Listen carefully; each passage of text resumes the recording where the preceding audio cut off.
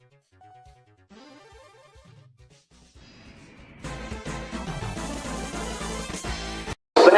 and shorts, and surf, and scuba, and sand, and sailing, and soccer. San Diego, California.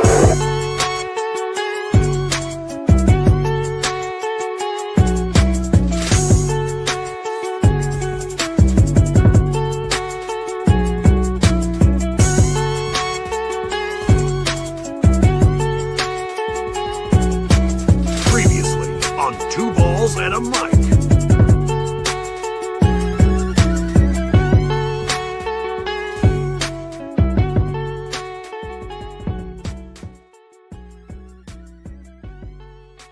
And season's greetings to you and yours on a 3-day weekend for most people. We want to welcome you to Two Balls and a Mic, San Diego's #1 soccer podcast, People's Pod, the podcast that the insiders listen to for everything soccer in San Diego. Season's greetings to everybody already joining. Jeff was here half an hour before.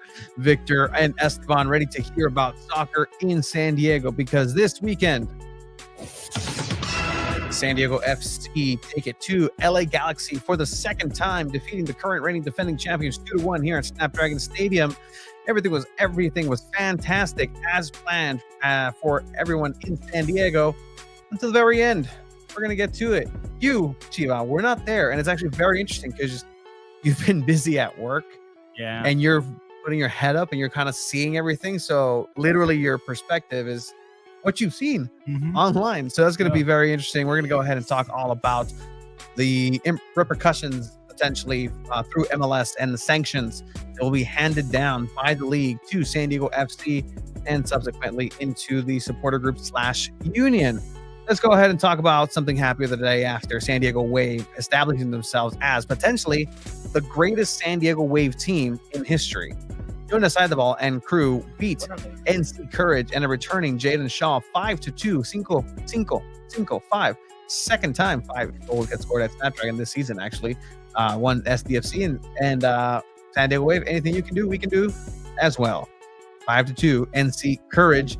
And San Diego FC did do it first, though. we do have goals, gaps, and grades, and we're going to start there because that's going to be the launching point to everything that we're going to go ahead and talk today, because there is a lot of interest. There's a lot of people tuning in because, let me tell you, this is a soccer-filled weekend here in San Diego in Snapdragon Stadium. Thank you for everybody who supported us, who's following us, following this adventure, following everything that we do on San Diego.Futbol. That is the name of the website. You can find Abe and his writings. You can find some of the great pictures that our boy Alo, as you can see on the Instagram verse as well. Our boy Manny taking pictures as well for us at San Diego Wave this weekend.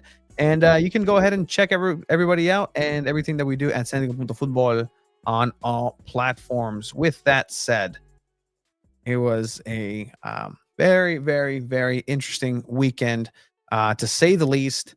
In terms of soccer, in terms of the sports that everybody pays to watch and goes to cover and pays attention to, San Diego did really good. San Diego did really good. A really good weekend for San Diego, and in terms of the soccer side of things. The soccer stuff was good. Soccer and then, stuff. And then this happened, Tony.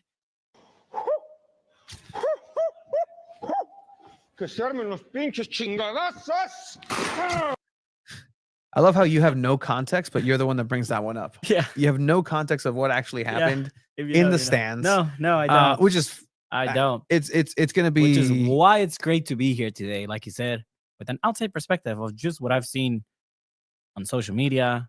Maybe what's the word I was looking for, Tony? Yeah. The optics of it, right? So let's get into it with goals, gaps, and grades. We're gonna welcome in our very own Abe. Are we doing that already? I think he's been part of it, and he's over here doing his. Oh, hey Abe, his reading. Look at that, Abe. Oh, hey, I didn't see you guys. At the right time. Whoa, was that a newspaper in your hand? Oh yeah, it was. I was reading an article about something that happened this weekend. It Your seemed like article? nothing happened, and then I read another article, and it sounded like a lot happened. So kind of weird. A lot is a stretch. Like, a lot happened. You know, there was a lot of finger pointing. There's a lot of blaming. There's a lot of nothing and a lot of something happening all at once. It's a very interesting thing happening here as we want to go ahead and keep welcoming everybody on the appointment listening, as Jeff says here. What do you mean? Yeah, a nice wholesome weekend of soccer. Is that new underneath 8? That is definitely new. I literally just turned that on. That's really cool. You can see the live chats as it's happening. So That's actually go really for it. cool. Like, hey, Yeah. like literally, hey, chat. But we can also bring you on the big screen right here.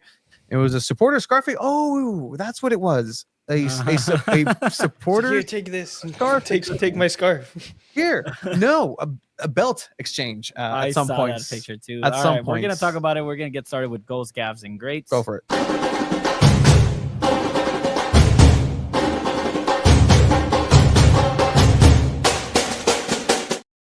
All right, so let's go ahead and get this started because Goals, Gaffes, and Greats is going to be the launching pad to where we're going to go ahead and start in the middle of the show. We're going to go ahead and bring on the great and powerful Craig Elston as well, who has an announcement with uniting forces in a way for talking about soccer in San Diego, and something that's going to be discussed on a further time here in the episode as far as what a future podcast is going to look like.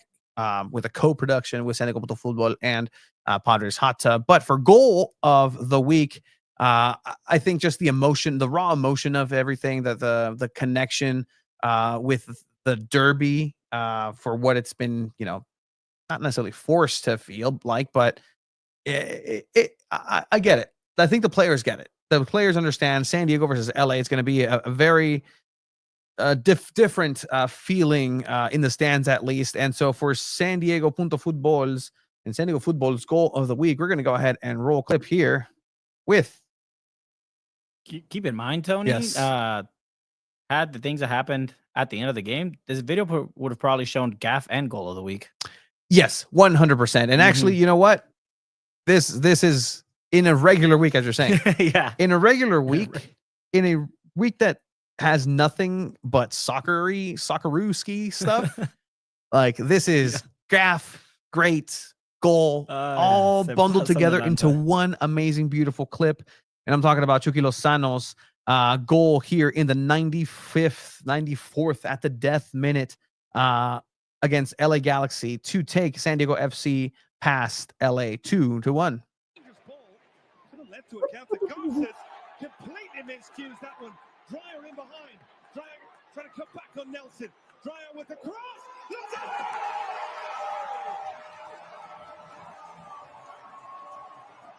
It's Chucky Lozano winning goal of the week for that goal right there.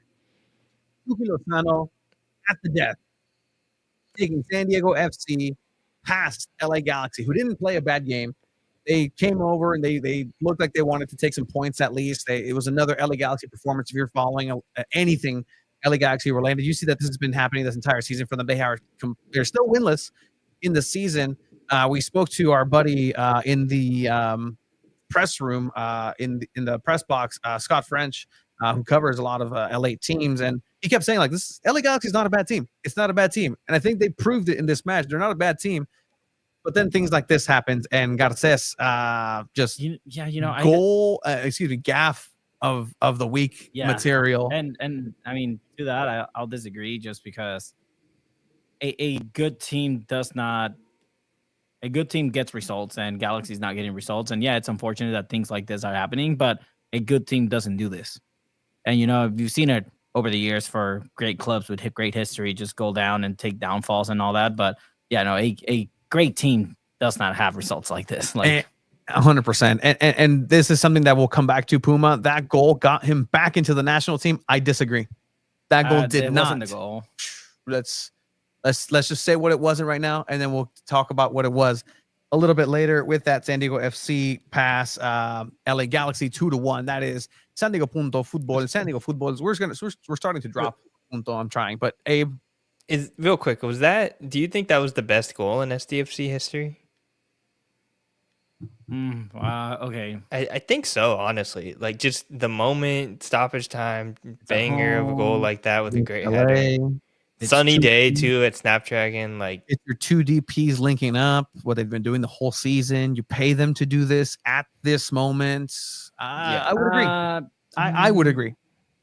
What would you say? The first one, maybe the most Yeah, like important because it one. was a tying goal against Columbus, to not lose a game. That was the first goal, but I don't know. I don't know. Maybe Dreyer's first goal against Galaxy. 100%. The guy that was in charge of the fireworks is definitely on point. Like that's EAFC/FIFA timing on that. Like he was on that button. Hey, in a Sarape segment, I want to talk to that guy now. This is what the show is about. Let's talk to that guy. Let's bring him on to talk about his. There has to be a way where it's like sensors too, like if it crosses the line or anything. No, I think it's I a think dude. it's got to be a guy with the button. Yeah, no, it's just a It dude. makes the most sense. Yeah. And no, because we've seen a dude when the box is malfunctioning. We saw that at a Wave game and at a SDFC game. The left one in front of the supporters section was malfunctioning, and it was like, psh, and like they couldn't fix it. Luckily for them, San Diego FC didn't score again, so they didn't have to deal with it. So yeah, that's that. Do you have Jeff being the antagonist? Do you have a different goal? I don't. Chiva, are you gonna just be No, not you know- this week. Inter didn't play at home, so we don't have any Inter goals. not a bad team, a winless team. A winless team doesn't mean it's a bad team, especially in soccer. With ties involved, Yeah, that's- involved, It's a bad team. with ties involved, That's a bad team. it's a bad performing team. It's not a bad team. Which is a bad team. It's they're one break away from being back. Wait, and like bouncing 11 back. ties and 4 losses. Yeah, like tell me that's not a bad team. And I agree. That's mistakes like that, and the credit to San Diego. 35 goals against. Like LA Galaxy. Well, is they a can't bad defend. Team. They can't defend, but they can attack. They can score. They have 13 goals. They can attack. It's fine. No, They they're can a bad create. team. Anyways, they have a championship, and They're a Ricky Pooge away. we are Ricky Pooja away. Actually, 100%. wait, no, it's 11 losses, 4 ties. My bad. Not 11 ties. That was giving them a comeback. Yeah, no, okay, yeah, it's not 11 ties. Culturally important best goal. No, best goal, no. Culturally important, yes. I definitely, for the culture, that goal meant everything. It's definitely good. Yeah, I mean that's the standard right there. So that is the goal of the week. So let's go ahead and move it into the great of the week.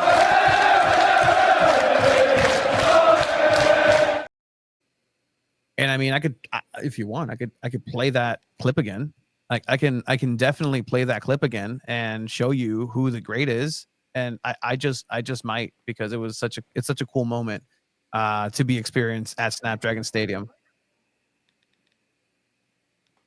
What a mistake, Completely man. miscues Who's that that guy? one. Dreyer in behind. Dreyer trying to come back on Nelson. Dreyer with the cross. Chucky Lozano in San Diego Punto Football, great of the week. Get the call up La Selección for the first time in how many years? Not only that, puts to rest that an MLS player can play or can't play in Selección or Selección Mexicana. Acha was doing it. That's what I right? was doing. Yeah. I think Carlos Vela probably got called up. Well, once. at that level. They're not known. They're not known to. I didn't say it's the only time. I did not say it's the only time. Actually, if you go back and listen to when Darren and Adrian had me, I actually said that Chucky would be called up for the Gold Cup, and I think Darren gave a little push, like, really that soon? I'm like, because I said it last week on that pod. no, that was a week before. Anyways, I think I agree with Jeff though. Does Chucky really deserve grade of the week when San Diego Wave or? Oh, hey, we're not done. we're guys. not done, bro.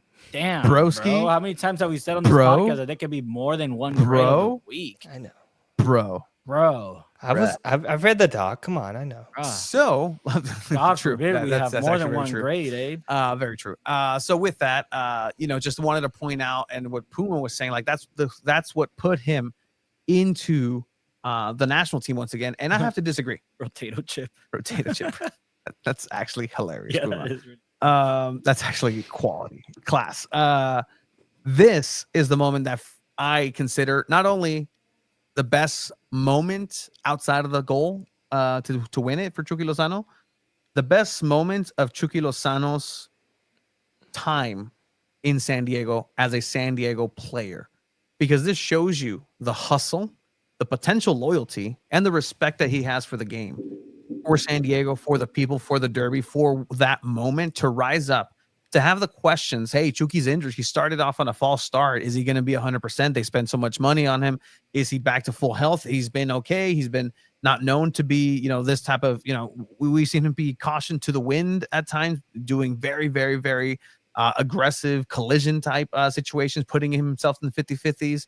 I think people know what you're talking about. I think people know what we're talking about. And I think this has to be one of the best moments that a fan base, a team can just look at a player and say, that guy's got me. That guy has us. Chucky Lozano tracking Gabriel Peck all the way down after not losing the ball himself. The play starts. You think that was a foul? I don't think it was a foul. It didn't look like a foul. The second one? No, the Chucky, the one against Peck. No, that wasn't a foul.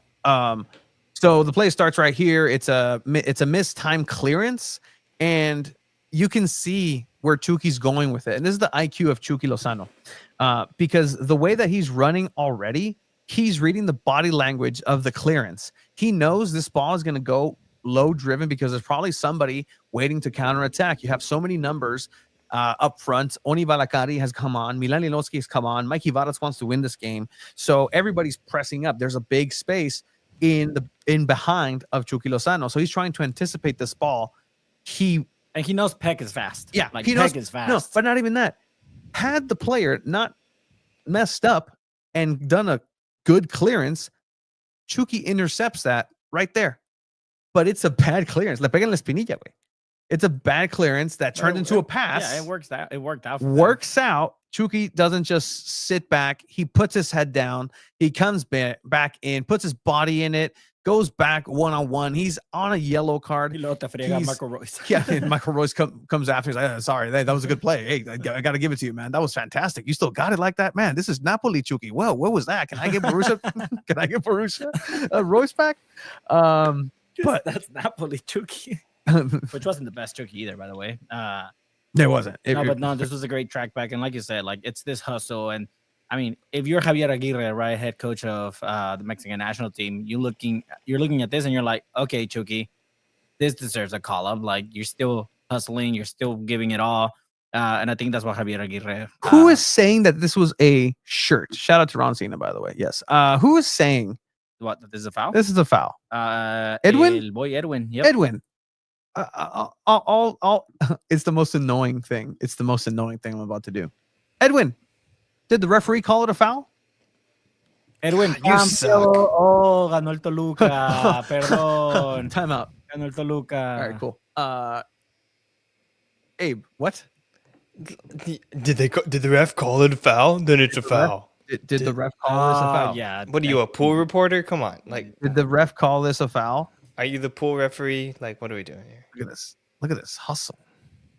They're going back to back. Back and forth contact. It's back and forth contact. Edwin, if you call this at Esco Street Soccer, I will be disappointed in you. I will say Kennedy Wesley got a red card for this, but yeah, 100%. Yeah. And Kennedy Wesley should kick the ball too. Yeah. Yeah. So Gabriel Peck doing everything there. So I mean, you guys can talk to Edwin, please. Yeah. Or Edwin to try to convince people. Go or for make it. fun of him because America lost the final against Toluca. You can go ahead and do that too. But yeah, Chivas weren't even playing in the final. That's fine. Okay. Wow. That's fine. All right. Chorizo power. Back on track. Jesus, guys. Alexis Vega won it. Technically, Chivas won it. I'm about to mute you. He left Chivas. Chucky You Lozano. win grade of the week. You win grade of the week. Fantastic. And Another. to go back to Abe's point, saying, wait, Wave scored 5 goals. Why didn't they win? They also win grade of the week. Eagle Wave also wins grade of the week for scoring the most goals in the game in their club history. On the revenge game for Jaden Shaw, they showed out and scored 5 pepinazos. This being the 5th one there, Maria Sanchez. Abe, can you share a couple of the stats that we heard on the way down? Let me tell you, not only are the players ecstatic, the front office is ecstatic. Yeah. Like they're so happy to get a win. We see these people just every game and just kind of what they go matriculate through the week. And like, hey, they're part of the team too. And you saw some shoulders like, Wow. Abe, you got a cool stat for us for this grade of the week for San Diego Wave. And then guess what? Well- We have one more grade of the week. Last season, San Diego Wave won 6 games, and already that was through 26 matches, and already only through 10 matches they've already won 6 games, 6-game undefeated streak, which is the longest in club history, breaking a record they set in 2022 with 5 unbeaten. So yeah, longest undefeated streak, and then also most goals ever in a game by San Diego Wave. So it's a couple of stats. Also, they have 13 different goal scorers right now, which is pretty insane. I think Pro Maroney and Kristen McNabb both got their first goals of the year in this game. So it's just all around, spreading the ball around. They're having a good time. I have another stat for you, bro. Oh, Okay. all In second right. place. They're only 5 points away from tying the amount of points they had last season, bro. Yeah, that's crazy. They've equaled the amount of wins. Did you say that? Yeah, they have the same amount of wins as last season. Yeah. And they're currently in second place. Top 3 team in the league. That's what I've been Team in the saying. league right now. Incoming. saying that. Who said that? Incoming. So that's the second grade of the week. I'm telling you, San Diego had a great week of soccer, just in general. Thank you. Just in general. So with that, the final and third grade of the week.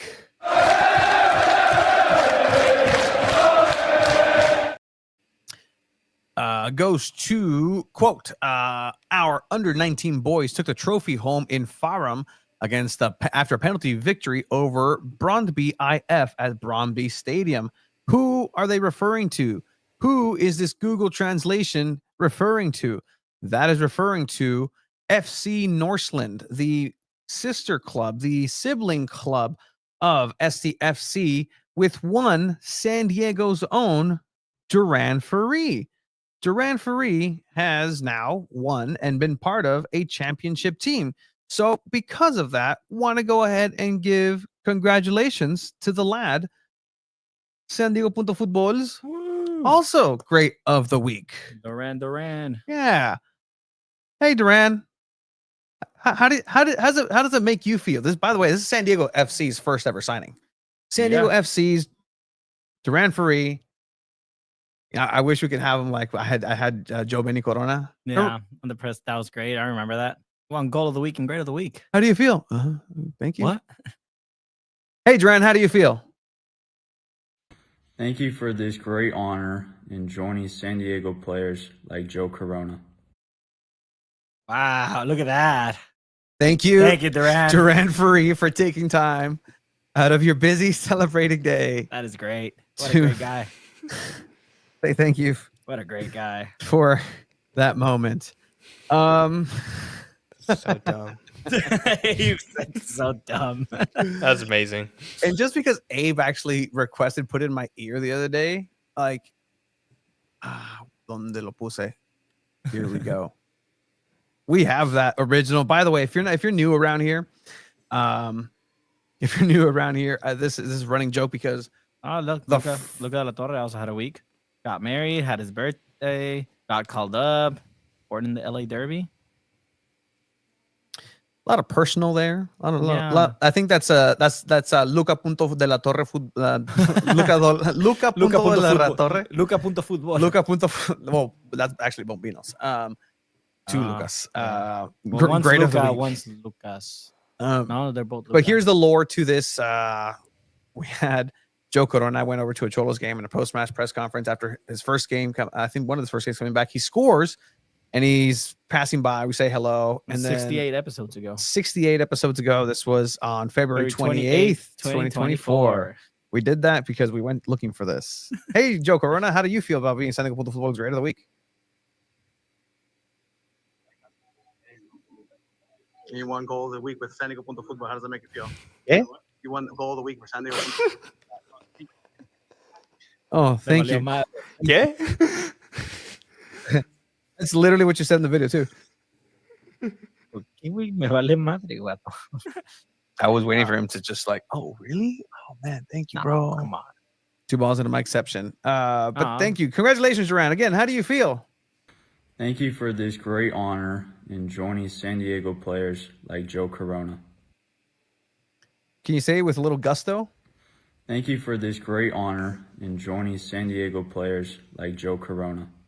San Diego players like Joe Corona, not Joe Corona. Yeah, they have San Diego players different types of blinds in Denmark. like Joel Corona. Wow. All right. Cool. Excellent. That is that. So with that, San Diego Punto Football is great of the week. Bam. Now we got to talk about the gaff of the week. The gap of the week is just gonna let's just go with it.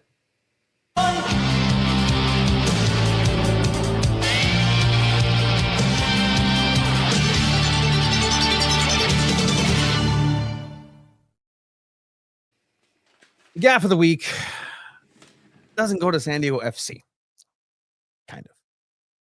The gaff of the week starts, ends, will continue if it's going to continue with the extracurricular activities found within and or around Snapdragon Stadium after the 2-1 victory for San Diego FC over LA Galaxy. Unfortunately, it almost seems like the inevitable was going to happen, and that's the unfortunate part. Like, people are making it seem like, well, if you do your sports history in San Diego between these teams, well, if you do your sports history, doesn't mean it has to be that way. It just doesn't. And yet another chapter in LA, San Diego, just kind of sports rivalry that just goes a little bit beyond sports, and it's different for the outsiders that are looking in and be like, well, this happened at Raider games all the time. This happens at every Dodger Padre game. One, does that make it right? No. Two, does that really represents the sport of soccer? No, because we've seen it does. It happened. It happened twice. It does represent it, honestly. It does 100%. But this is one step away almost from what happened in places like Querétaro, where you made a sound, Abe. That's a big jump. No, it's not. No, it's not. I will stop you right there, because this is the type of behavior that leads one thing to another, that leads to emotions being spilled, and within or outside of a stadium. It was incredibly close how somebody could have fallen from that second from that second level of Snapdragon Stadium. And that's why I say that, because one person falling is already equal standing with the tragedy in Querétaro. And I think that's, while I feel the hesitation there, like, this was one notch away from that. Thankfully, it didn't happen.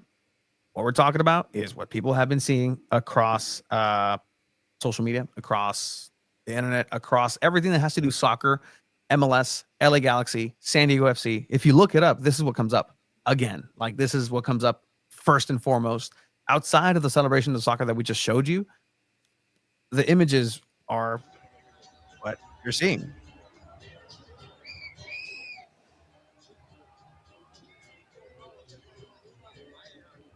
And it's like, well, why do you play it? Why do you keep doing this? Why do you keep playing it? Because people need to see what happened. People need to see the perception and the reality of things. And the reality is that that's not a good look for anyone in MLS, LA Galaxy, the ABC crew, Frontera San Diego, Diego Boys, Barra, Chavos. I will include Riptides, Locals, 18th, USG, Tribe. It's not a good look for anybody in general. I will go back and say this terrible look with what I said with the chant. This is an instance where this is a team, guys. The team of San Diego Soccer was at Snapdragon Stadium. A teammate, whether that be individual or collective or assortment or a pitter-patter of them, let the rest of the team down. There are consequences for actions. What those consequences are and will be, from what I understand, are going to be severe.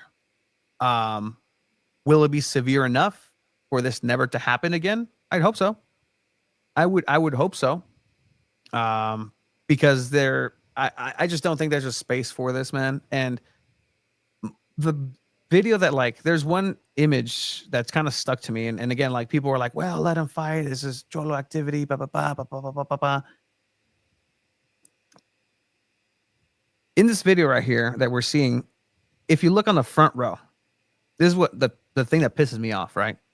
Si se van a madrear, madriense. If you're gonna go ahead and go at it, go at it. Like, it's your money, your investment. You decided to do this. You decided to never want to step foot in Snapdragon again. You decided to potentially be faced with a lifetime ban, a ban for your supporter group, a ban for your fans, a ban for your families, a ban for the people who you say you're there to be in arms with. But in the front row, you see heading from frames from the center-ish to the left, just families picking up children and just leaving that area that immediately gets just turbulent, to say the least. That's the part where it's like, man, that's how close of proximity something could have gone really bad. Madriense. I'm not here to be anybody's dad. I'm not here to be anybody's guiding or moral compass. What you're gonna do is what you're gonna do. There's people that decided to do and go over and potentially stand your ground on something. There's a lot of allegedlys, there's a lot of maybe, but there's a lot of footage, and the footage doesn't lie. I've spoken to some individuals within this footage and around the footage and within the club, within MLS, and it's just not a good situation overall. Soccer will restart Wednesday against the San Diego FC, travel up to Seattle. Media availability will happen at the end of the week, leading into another game at Snapdragon, in which we'll more than likely find out exactly what the repercussions are at that point. Look, Sheila, man, you weren't there. Look, man, I wasn't there this weekend, and I started seeing videos of this the next morning, and was I surprised? No. Yeah. Was I a little surprised that it was happening inside the stadium in the away section of the supporters? Yeah, a little bit, because I mean that means fans went up there on purpose to do that. The supporters section for the away fans is it's up in the 200 section in a corner. One, there should be more security there. One, put police officers there. Why not? They do that in Mexico. They put cops all around the away supporters section. The optics of this, from what I've seen on social media, to me, just leads to San Diego starting it. And I don't know what this San Diego fan base expectation is against LA fans. It's so stupid, in my opinion. I saw also a story that people were bringing up that Barra 18 shared, which about the big three. That, to me, seeing that is like, okay, is the union just not united? Like, what the fuck is this, right? And that's just stuff what I've seen on social media. I think it's important to bring it up as well. So, one, I think they have a lot of internal stuff to figure out. Two, there has to be repercussions. There has to be punishments. Whether it's a couple games with no fans, okay. Will that fix it? Who knows? But that's just not okay. And I see comments of, don't be soft. It happens. Absolutely, it happens. Do it at the parking lot. Do it outside of the stadium already. Don't go up to the away section where there's kids, where there's people that could fall off and die. Yeah. Like, I don't know, man. It's stupid. But that's just me seeing everything on social media, not being there, not really having any context of what happened. But it's just not a good look for San Diego at all. And look, I'm looking here at Cody, and again, some of the things that are like, oh, well, you're soft, you're this and this and this. Oh, okay. Well, I, as a neutral observer, I have no stake in this. I understand what it means when people come into your territory on purpose to disrespect you and everything that you stand for, and spit on the ground and just, you know what, to get that reaction. That's what LA Galaxy fans did. There are reports that there was a banner that was taken from the first SDFC LA Galaxy match that was brought out. So what? You won the game. Get over it. That's the point. This whole about thing about respect and this, that's so stupid. Grow the fuck up, man. Like, so stupid. Yeah, just a whole lot of toxic masculinity and nonsense. Like I was actually in Los Angeles over the weekend, and I came back for the Wave game, They but fight you up there, man? no, I didn't get fought up there. And Oh, you know, San Diego FC played LA Galaxy, and they didn't get into a fight up there, did they? They sure didn't. No, they didn't. And frankly, it's just so dumb, and it's embarrassing from like a San Diego standpoint, in my opinion, because now the entire MLS is gonna look at you and think of you and LA, because they already kind of have this opinion of LA fans, LAFC and LA Galaxy fans, of kind of being some of the more aggressive fan bases. Now you're a part of that. You have that stigma attached to you. You had a tifo before the game, unfortunately, of somebody punching something, Yeah. which is, it's not on purpose, but like it's just, now you're just dumb. Okay, you look dumb. You look like just childish men that are fighting and making like the sport not accessible to everyone, which is just, I think, what everyone should hate about sports, because like obviously you want to have passion, you want to care, you want to have good rivalries, and you're fostering this with this kind of stuff. I guess I'm sure the next SDFC LA Galaxy game is going to be crazy. There's going to be another fight probably when they go up to Carson and stuff, but it's just dumb. And frankly, like I hope the MLS lays the hammer down, because they need to. Like it prevents something like this from happening, especially with a young club. Like you need to put the hammer down, say no fighting. Doesn't matter who was involved.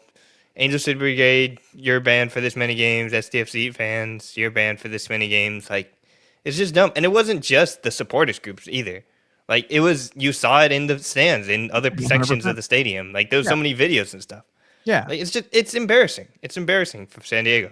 That one was during the game, one where a dude was stepping over, just a young lady and another young lady they were going at it, and the dude just like steps over her and like kind of smacks her in the face. And like there's videos of this circling around. Things that was in the 77th minute during the game. This is what makes rivalries. You're not, I'm not here to tell you you're wrong. No, you're that's not true. wrong whatsoever. The point that I'm kind of mostly disappointed on, because I see fights anywhere. You see, when you were in school, you saw other kids getting fights, and you're like, all right, well, that doesn't affect me. Like, why should I care? Or I'm gonna just go this way. But whenever the kid gets in a fight and then your class gets in trouble because of that kid, then that's when I take exception to it. When the actions then lead to repercussions potentially affecting what happens on the field, whether that's, hey, you know what? Maybe some of your most passionate supporters are going to be banned.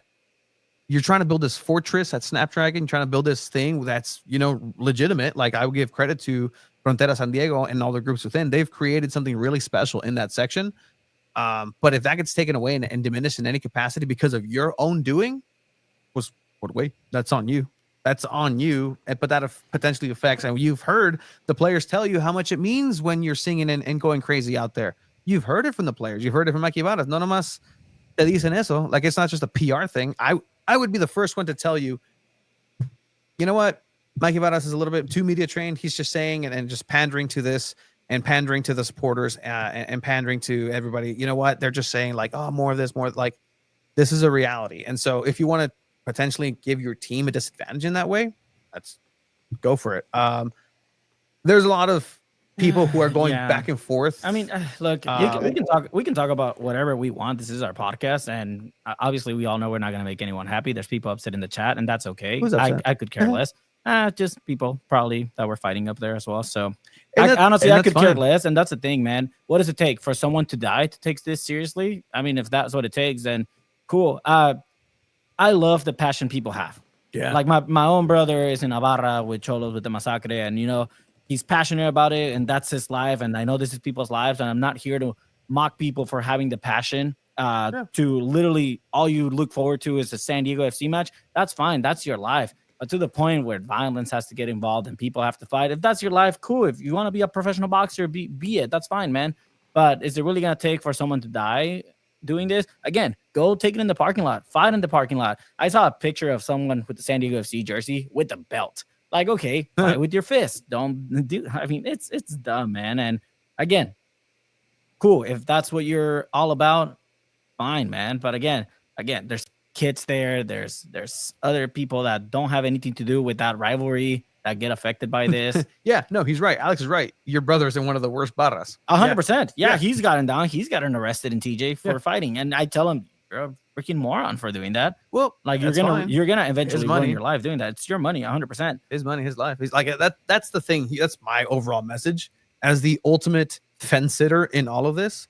I just want people to have a good time. If that means what getting kicked out and being part of this narrative a good time for you, then enjoy. I mean, mother, like that's all for you.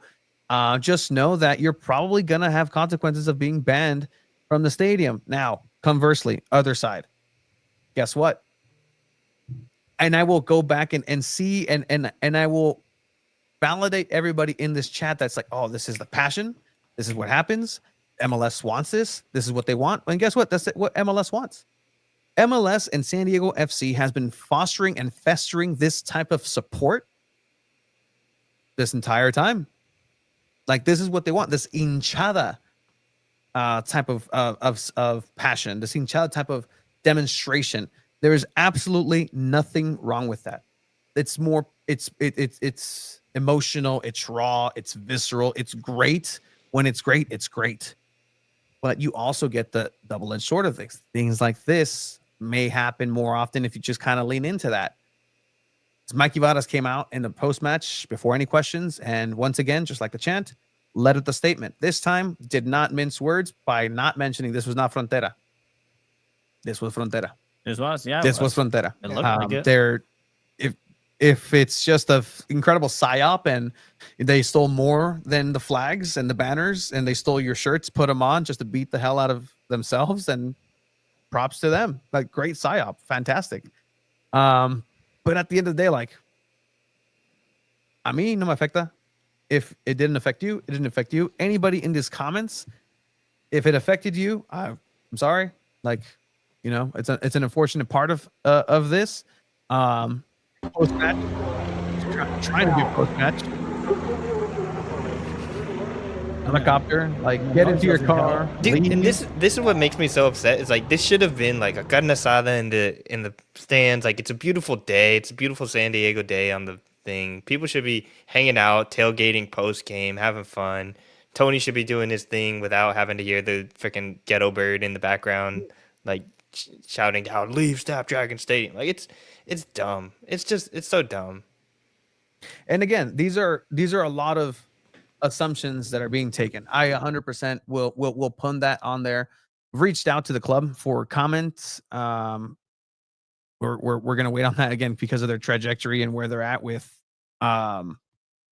training, midweek game, investigation.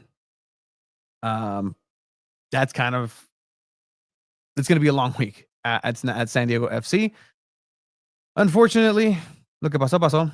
There's for sure, and this is what I will say, in defense for some of the individuals that were caught on video in that area, in that vicinity, there were a lot of people trying to get other people out. There are people who, Yeah, I bet. like, Not saying everyone's a bad guy here. No. Like, that's not what it is. I'm No. sure it's only a few people that ruin it for everyone, and that's what it is 100%. everywhere.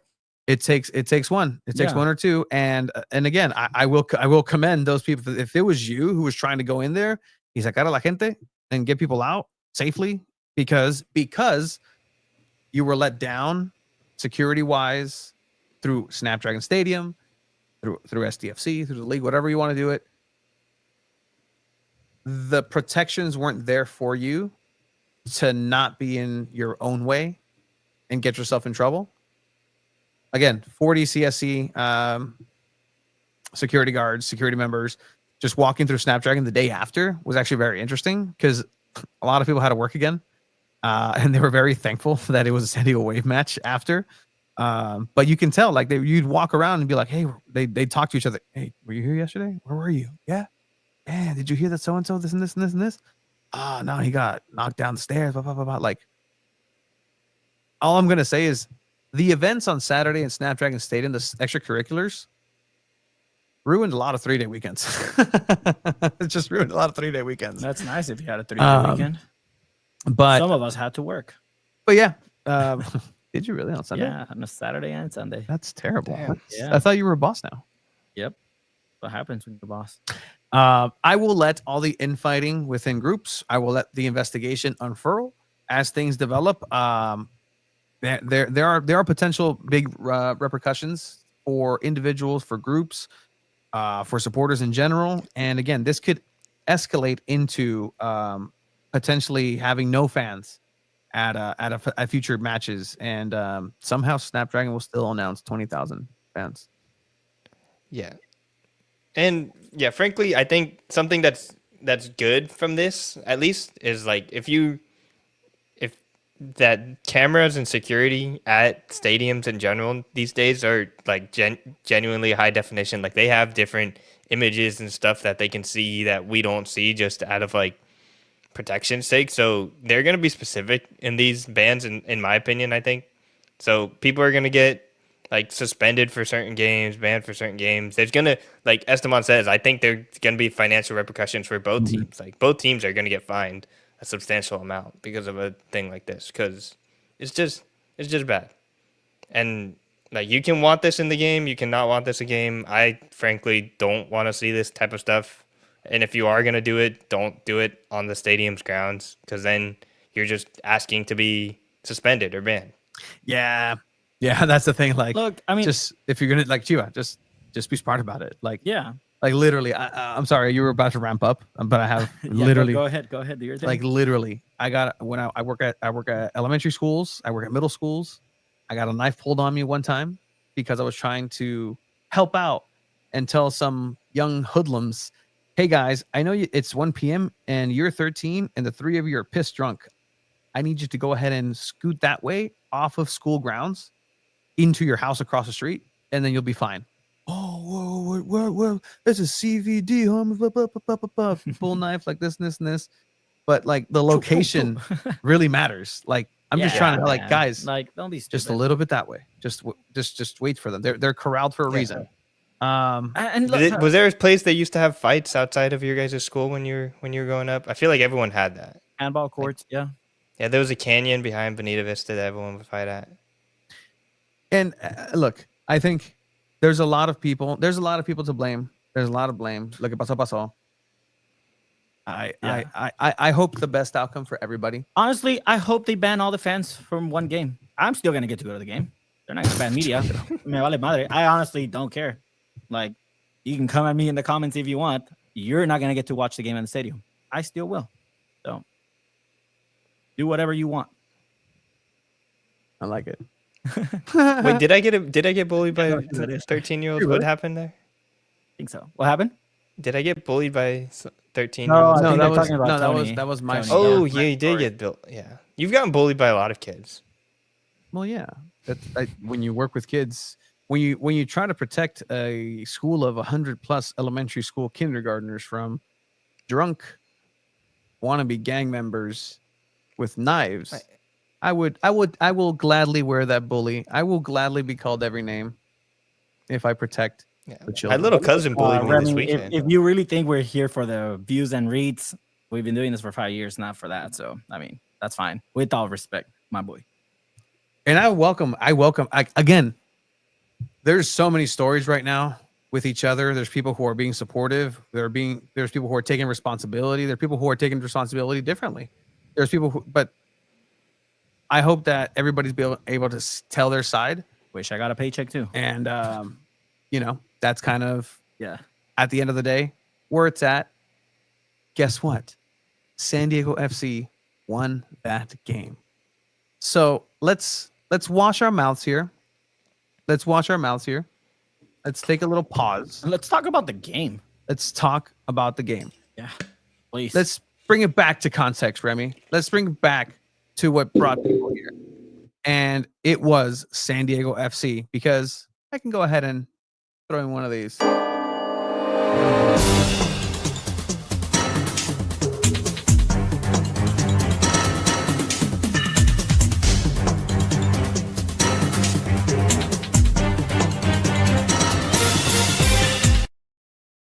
San Diego FC, again, played a match. A game happened. The reason why tempers flared is because LA is better than LA teams right now. San Diego And that's just a fact is better than LA in soccer.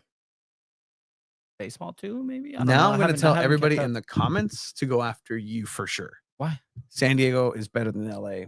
Is In where that sports, sentence yeah. is where that sentence I mean, stops. it depends, right? Like, it depends. I mean, the fact is, San Diego FC won this game, and that's what it is. And San Diego FC is second place in the Western Conference right now, and that's also a fact. San Diego handles the homeless problem better than LA. Well, yeah. I mean, the Yeah. Olympics are going to LA right now, and what they're doing to the homeless is messed up. Oh, is this what this podcast is turning into? All right, cool. LA sucks. LA sucks podcast. I'm about it. Best team in the league, absolutely. This is one of the things where I'm just thinking that whatever everybody thought, you remember when the season was going to begin, Mhm. and everybody was putting SDFC in 15th, and everybody was thinking like, oh, they're not going to have a chance against LA Galaxy. They're probably going to lose like 3-1 in that first game. You know, it's Galaxy. You know, they won it without Ricky Puig. They have Marco Royce. They have Paintsill. They have this. They have that. Blah, blah, blah, blah, blah. I don't think that San Diego FC has misstepped on the field at all. I really think that Monday. No, nothing. Go ahead. Okay. Oh, there he is. He's reading the articles again of No. Confederation. But in any case, San Diego FC start this matchup with what we've been coming to find out is the A side for Mikey Varas when it comes to not having Marcus Invarson, because Marcus Invarson, guess what? Still in his hyperbaric chamber. He is recovering. He's actually getting a little bit more intense at training. He's getting he's getting a little bit of a sweat on when it comes to training here as he's ramping up for his return. So San Diego FC start with the lineup that we've been seeing. The Eternals in the midfield, Captain Sverskov, De La Torre, Godoy.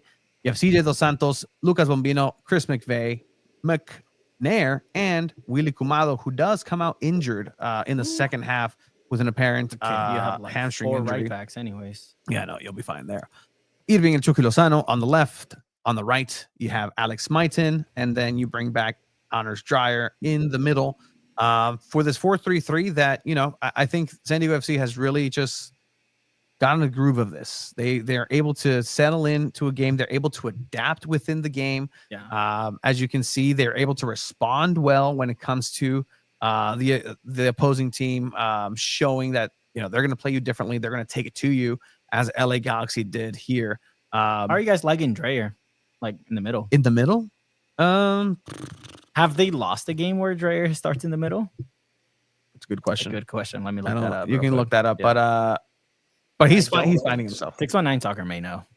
He's been playing well, and I honestly really like it. Like, he talked about it a little bit at the last training, that he just feels like he has more freedom and it's able to move around. Like, he's not playing like a completely different style from not being on the right wing. He's just moving around more, and he's in form. He has the fitness to do it. So if you're comfortable like leaving him there, I think it's fine. And frankly, like, Marcus Ingvartsen's gonna come back, but he's not gonna be at the right fitness level to be starting. So if you leave Dreyer there, maybe Mighton subs out, you throw Marcus Ingvartsen as like a 60th minute sub, and then put Dreyer on the right wing. I think that could work. So just leave him there for now, especially if it's working. Iloski should be starting, says Brandon. I guess that's an option that Mikey Varas has, but I think that super sub position is a good one for him right now, where Mikey Varas believes that he's best suited for. But this makes it a 5-game like undefeated streak, right? Technically, like correct. 5-game undefeated streak for San Diego FC.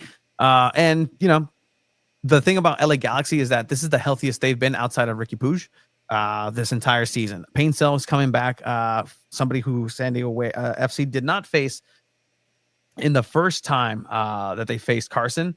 And so this is a new added layer, and you can definitely tell that he adds a dynamic on the wing of what Alex Maitin brings. Like Alex Maitin and Paintsill are kind of two sides of the same coin, where they're able to really disrupt. And you see here, starting the game immediately with a good look, and what ends up being just kind of what leads into the first goal for Galaxy is just not really being able to step up correctly. Willy Kumalo being turned right there. Unfortunate for Galaxy not to get that one, but fortunate for San Diego FC. but it was a good back and forth through this matchup. San Diego FC tried to settle through the matchup. A good combination play into the second post, and look at that, testing his hops already. A little bit more from San Diego FC, where they were playing very tightly compact. They were playing their style, but it was a little bit more. How should I say? That was a close one. It was definitely San Diego FC style, but it was a little bit more ramped up. It was a little bit more revved up. Whereas, usually they're running at 100% speed. It's like when on Spotify, sometimes people put us on 1.5 speed. That they were playing at 1.5 speed. San Diego FC, Right to Dream. What I'll also say is, I think it's time to change the discussion of, the Right to Dream play style. The Right to Dream play. I think this is San Diego FC's play style now. Like this, they've built their identity enough through a third and some games where you can point and say that's San Diego FC style. So I think for me, I'm going to try to start retiring the Right to Dream play style, the FC Northland play style. Like obviously it's part of the DNA, but this is a new added layer of San Diego FC and that style. Yeah, I think until you see like true Right to Dream Academy players in this team, then you can't call it the Right to Dream play style. So like when San Diego brings their own San Diegans or Tijuanense players into San Diego FC, then you can call it that. Yeah, it's the evolution of like a 2.0 version of the American version of it, the San Diego version, San Diego FC's play style for sure. It's a total football SD style. Yeah, no, I've definitely, I think I've called it that, like total football 2.0 too. Sometimes where literally everybody is an attacker, everybody's a defender. You lose the ball, you're the first defender as an attacker. Like everybody is interchangeable in a lot of different ways. And so the game continues. This with Godoy almost getting on it, but there's a moment there that on my notes as this game was happening, I wrote down like, man, we've been asking more from Luca de la Torre. There's been some looks, there's been some chances where he just needs to find the back of the net. This right here is one of them where you can see him want to shoot it, chip it, do something. There's people all in the way. He's about to unleash, but then a good business decision by him, a good time tackle. But had he reacted a little bit better with his left, just puntearla, just point it with the toe poke in there. I mean, to that, right? Like Luca de la Torre again. Like I'll keep saying it. Like he's a player that needs to start every game because he's not a stat player. And I agree with you. Like I thought he would have more goals or assists, but I mean he proved everyone wrong this game, getting his goal, right? And you could tell like it was getting close for him to score. Like he had a couple chances before that, but I think he's probably been one of the best signings for San Diego FC as well. Yeah, still on loan. Make sure that we keep that in mind. There's kind of a clock ticking, but not really. But just keep that in mind. So Luca de la Torre eventually coming back and having another look there too, where he potentially could have scored. So he's knocking on that door. Mm-hmm. He's knocking on that proverbial door for Galaxy. This is where I will commend their play style. This is very tidy play where they have Royce matriculating over to the left. Fagundes has the time, has the space. You can't do that. It's a great goal, but there was way too much time and space for Fagundes to decide exactly where he was going to put that. And that's exactly what he did. San Diego goes down a goal against LA Galaxy. Yeah, I think here, I mean, it's a well-designed play. Like you have the outside player making the run, and Willy Comado naturally is going to go to the outside player. If he cuts in, he's going to pass it to the player going out. So I think Galaxy just had a really good play in this goal, and they just outplayed San Diego FC in this play. And that's what happens. 100%. Like that's soccer. They left Willy on a line. Like, agree, George. Like he couldn't defend three guys. I'm not asking Willy to defend three guys. I'm asking San Diego FC to help out. Like there's clearly something that broke down here. And the thing is, like Willy knows if he pushes up to the player that's about to take the shot, he's going to pass it. And his job is really, as a right back, your job is mainly like stick to the guy that's making the run because that's the outside player and there's no one behind you. And I think Willy Comado really played it right in this way. And chances are that shot's not going to go in, but it did. And it was a banger of a goal. Yeah, Fagundes. I was like, okay, I guess you're going to give me the space. Mm-hmm. I'll just do that. 1-0, San Diego FC go down. And then immediately, an immediate response from San Diego FC. Third. They lead, and you'd have to say so far they've kept Dreyer very quiet. Great. First goal. Kumalo See if too. that changes now. De La Torre is the response.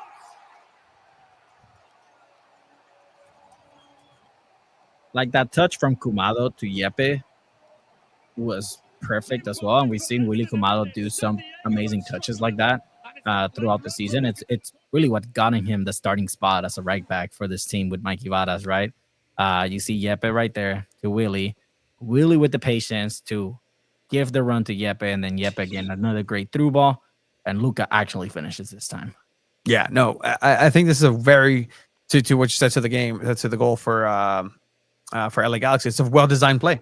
It's a very well-designed play, and literally you see Willie just wanting to move forward, right?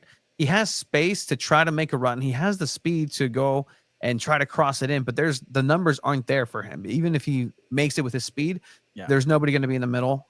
So he's patiently waits, sees the run. Excellent. That's Excellent. 5 assists for Yepe now, dude. He's a CDM. 5 assists. That's insane.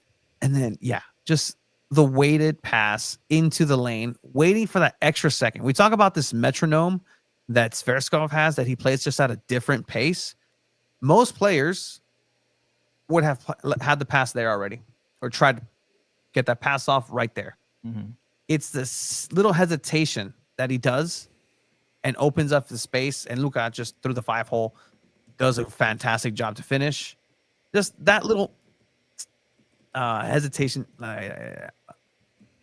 He's running. Am I going to go this way? Oh, no, I'm going to stop. Control, pass, through, did my job. Excellent work for San Diego FC. And honestly, like this comment from Jeremy, right? They had 60 seconds of hope and then just snatched that away.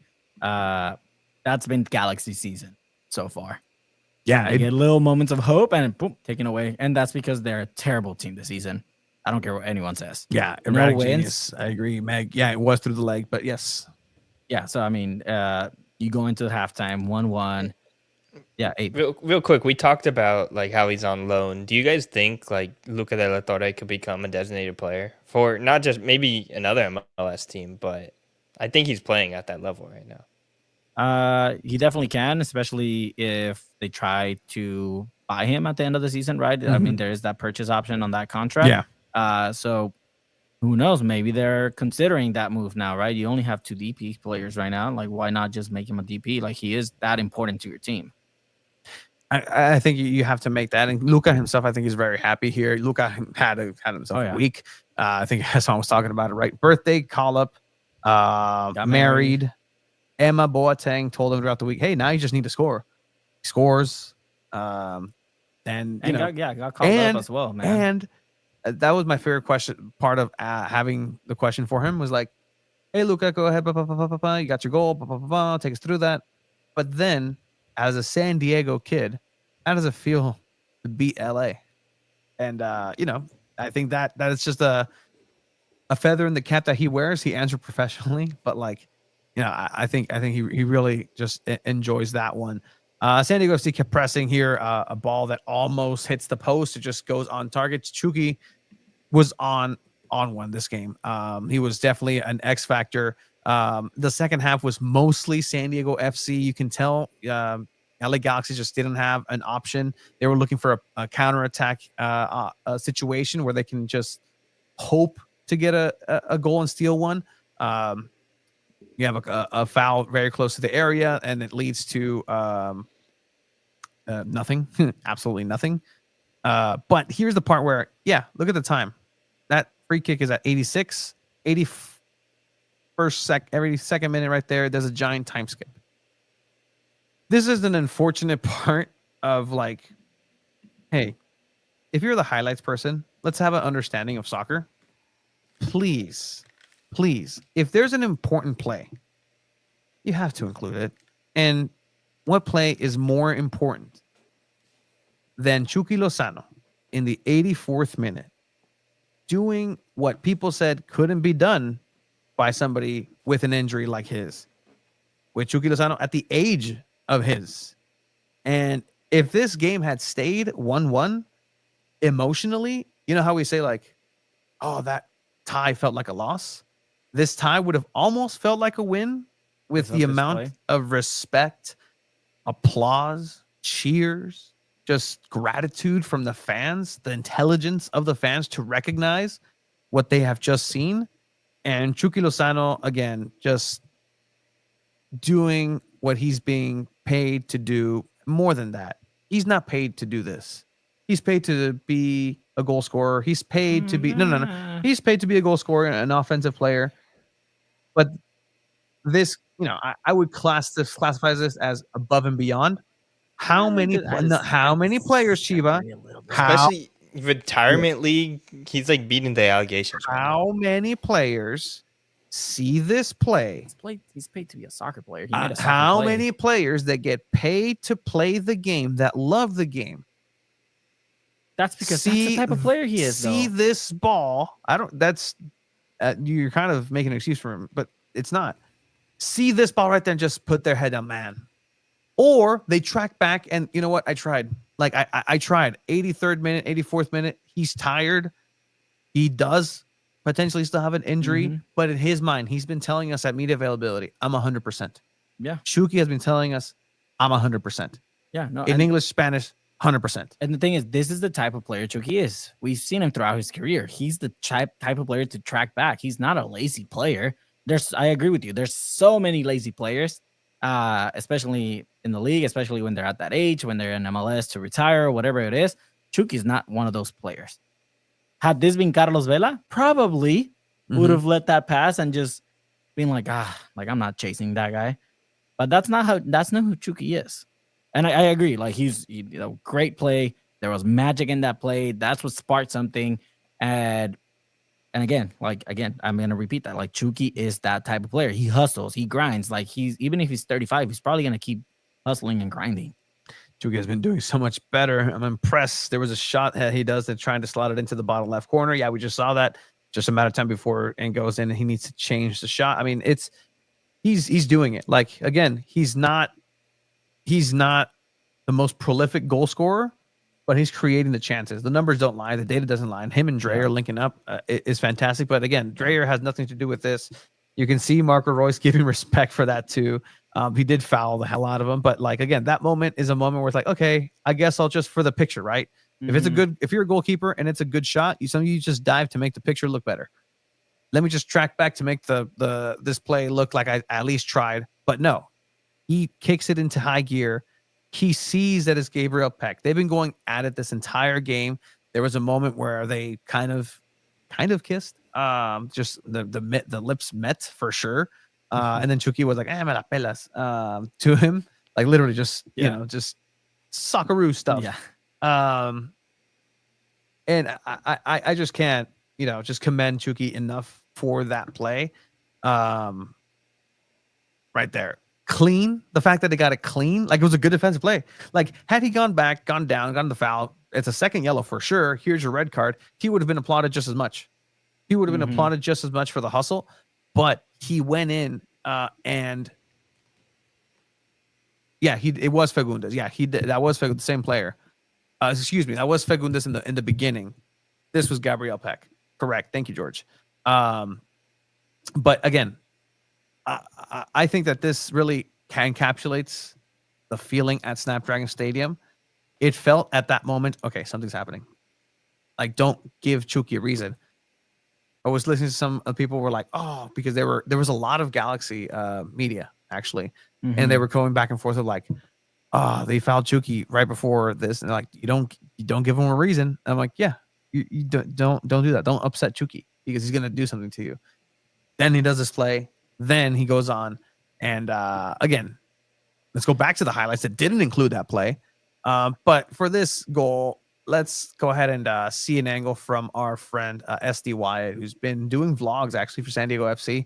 He caught me at before the match, and I was on his vlog. So check out his vlog here. A new MLS rivalry is born: SDFC versus LA Galaxy match day vlog. Shout out Wyatt. But here is that.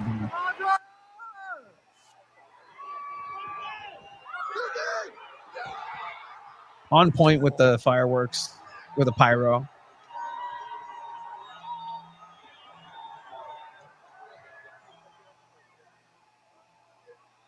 That's what it's about, man. Like, outside of anything funky that may have happened after this match, within this episode, whatever, this right here, this right there. Mhm. That's where you have a team. That's why you watch a sport. That's why you go pay your hard-earned money. That's why you take the trolley next to a bunch of smelly people because they've been doused in beer, or pay $50 to park your car there. That right there, that moment of ecstasy. The game ends. San Diego FC, shout out Wyatt, win 2-1 against rival LA Galaxy. I mean, it's gonna be interesting what happens next for San Diego FC, right? Because they're gonna be out a couple players. Yep. You're not gonna have Chucky, Dreyer, McNair, Galatorre, Godoy. I believe those are the 5 players. Let me know in the chat if I'm missing anyone. But yeah, I think like, Oni. You said Oni, right? Did you? I didn't say Oni Oni. Did he Balakari. get called up too? Yeah, he did. I believe. Yeah. That's 6 players. Yeah, 100%. Yeah, And Uh, that's just a that's gonna be- bad schedule by MLS. I think they're gonna change that in the future. Like they haven't officially said they're going to, but they've talked about it enough, like floating the idea out there that they're gonna switch to like a fall winter type of thing, which probably gonna be better. Just because it's dumb when you're playing games through international windows like this. Like, are they gonna be playing games during the World Cup? Technically, as of right now, they would. Like, it's, technically, but I think there's going to be something like, I think there's going to be a forced pause. yeah, For better. sure. Willie due to injury. Yes. So Owen Verhoeven does come in the 55th Oscar. minute, I believe. Oscar Verhoeven. Who's Owen? Who's Owen? I don't know. Is there? I mean, okay. Oscar went. No. What happened? Where'd you pull Owen from? I don't know. I don't know why. There is no yeah, such person called Owen No. Verhoeven. no. Anyway, O Verhoeven comes in for Willie Kumalo, who comes up. It looks like he got pretty seriously injured. He was reaching for the back of his leg, kind of a hamstring injury, reminiscent of a Marcus Varsson. Still, jury's out right now. My sources waiting for approval to see if that's news going to be able to drop soon as far as what the condition is of Kumado and the potential timetable. So stay tuned for that. Yes, Oscar. But yeah, he came in and did a fantastic job. There was a play also where he links up with Dreyer and it almost ends up working out.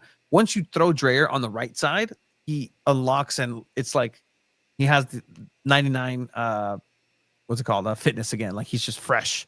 Like he hasn't just been playing 75 minutes down the middle. Like he goes on to his right and he's just a fish in water. And so he was looking out very well with Verhoeven there at the end. Groin for Willie Kumalo. Yeah, because he got he went on I believe it was a 50-50. Se trabó. Se trabó and came up on the other side. Just not feeling well. We need to invest. Snapdragon needs to invest in a little cart, a little injury cart. We saw it at the one game. Well, they need to deploy it faster. Yeah, maybe. I think technically when they bring the cart on the field, though, it like becomes a big thing. And also, I wouldn't want to drive a vehicle on the already questionable field. You know. You know what? You're absolutely right. Let's not put any sorts of wheels on that don't need to be. I haven't seen anything with Balakari getting called up. No, he did. Dreyer is Mikey Vada said it. Yeah. So take it up with Mikey. Okay. Dreyer's the MLS artisan Robin. I could see that, except Dreyer knows more than cut to the left or cut to the inside. He knows more attacks. European teams can only play matches in June 5th on 7th and 10th. Minnesota match is on the 14th. Yes, but that is a big turnaround. We've heard it from the players. Just if players are barely getting used to travel from the continental United States, they're going to have a harder time traveling and getting adjusted to international travel. I know Patty McNair's already done it and gone and come back, but Yeah, imagine you're in a completely different time zone. It's the 10th. You probably have to leave like after the game or the day after the game, and then that's the 11th. You're traveling back to San Diego. Time zone's completely different, and then you have 2 days to prepare for a match. Like it's not enough time. Yeah, we're still, Alicia, we're still on field watch. Don't you worry. We're on Snapdragon field watch. May is almost up though. This is going to be the toughest month that they Mm-hmm. face. So once this month is due, maybe it'll start looking a little bit better. Yeah, I think they'll turn it around, or they'll resod at the end. Give them a sensu bean and they'll be fine. Yeah, Yeah. I 100%. Old school FUT. Just add plus 60 chemistry the card. Boom, oh, you're fine. Always 99. Injury? What injury? Here's the leg injury card. All right. San Diego FC win 2-1 against LA Galaxy. Here at home, in Snapdragon Stadium. After the game, obviously, restart with Mikey Varas talking about the incidents that was actually unfolding. So just kind of give you a timeline, right? Game ends. We go and get escorted down to the press area, and one of our colleagues just like nudges me. He's like, "Hey, look, I just got sent this from somebody who's still up in the press area, and it's a video of what's happening." And we're like, "Oh, well, this is gonna unfortunately take precedent here on the questioning side of things. Usually, we'll throw it to me first." So I'm just like, "Okay, well, how am I gonna combine that with, hey, how was the game? Hey, Mikey, how was the game?" Just be like, "Hey, Mikey, you see this video?" Look, he's like, "Oh no, what's going?" Runs out, tries to tell the people, "Guys, stop."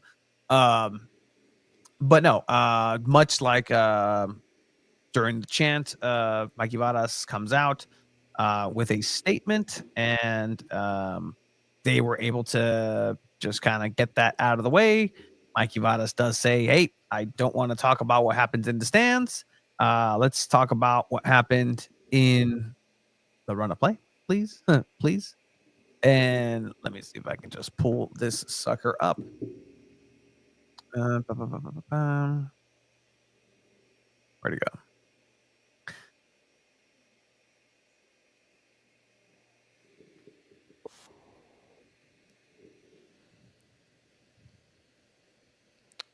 Are you guys still there? You good?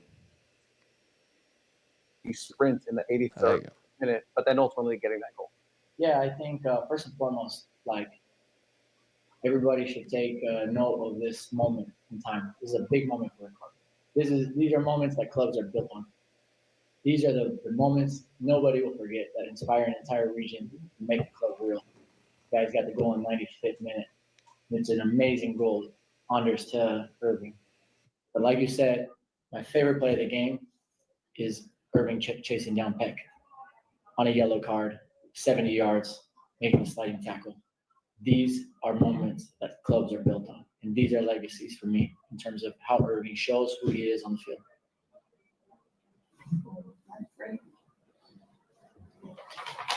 Mikey, obviously, all coaches want their teams to play all 90, 95 minutes, but what does it take mentally to stay focused so that when they make a mistake like that, you're ready to pounce on it instead of just sort of mentally conceding the fact that you might get wrong? I can't speak for all coaches. I'm a young coach. I'm learning every single day. But one thing that we talk about a lot here that we have convictions for is being relentless. So when things are not going your way, how do you turn it around? How do you impact the flow? When things are going your way, how do you keep it going? And I understand that Garces makes a mistake, but it's not on him. It's also a combination of how we went after the game.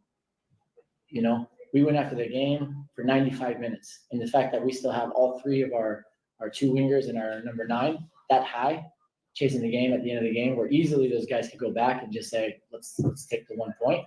We also create our destiny by pushing the game. And I'm really proud of the guys for that. Head coach Mikey Varas with that statement, post-match press conference. You can find the full press conference there on San Diego Football. Chucky Lozano came out. I will give this detail about Chucky Lozano in there. His son came in once again Unfortunately, I had my stuff on that chair, so he couldn't sit next to Wow. me. So he had to sit on the stage.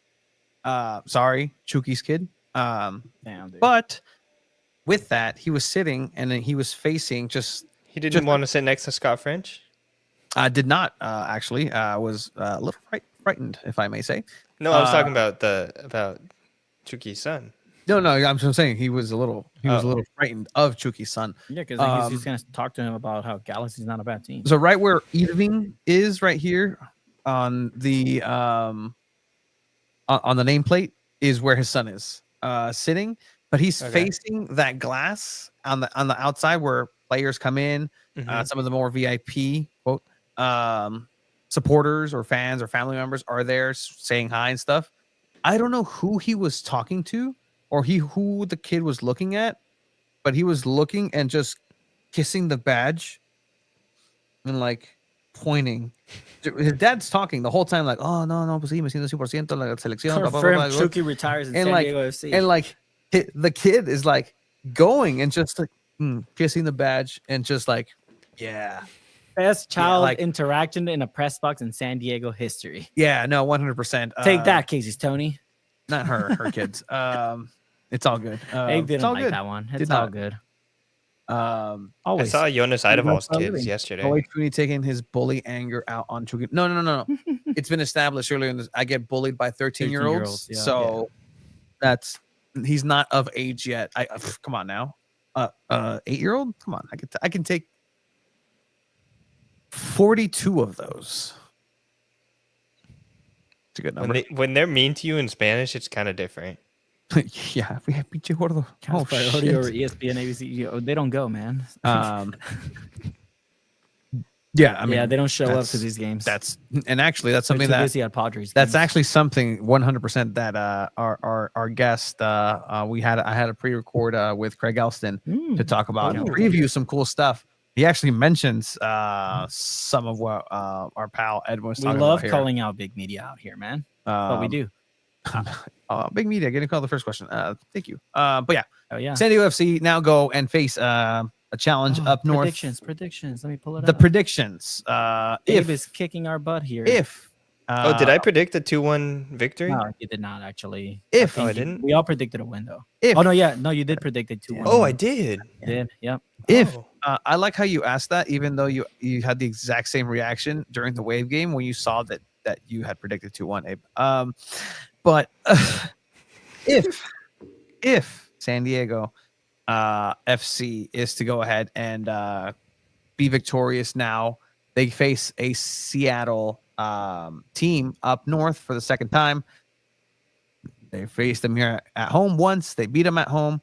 Now they travel in the midweek up and have a chance to go ahead and keep dominating here in the West Coast. They still get all their players, right?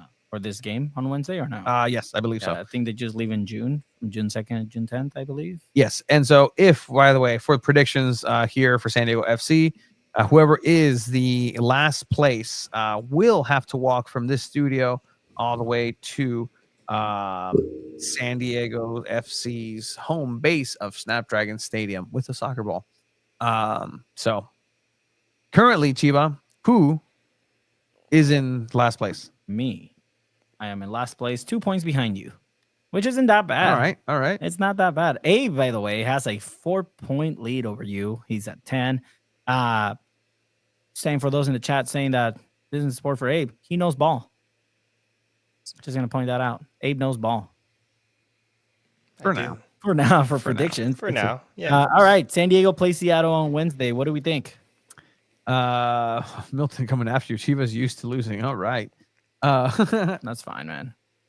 Me vale madre. Will I be here by the end of the season? Who knows? Oh my gosh. What?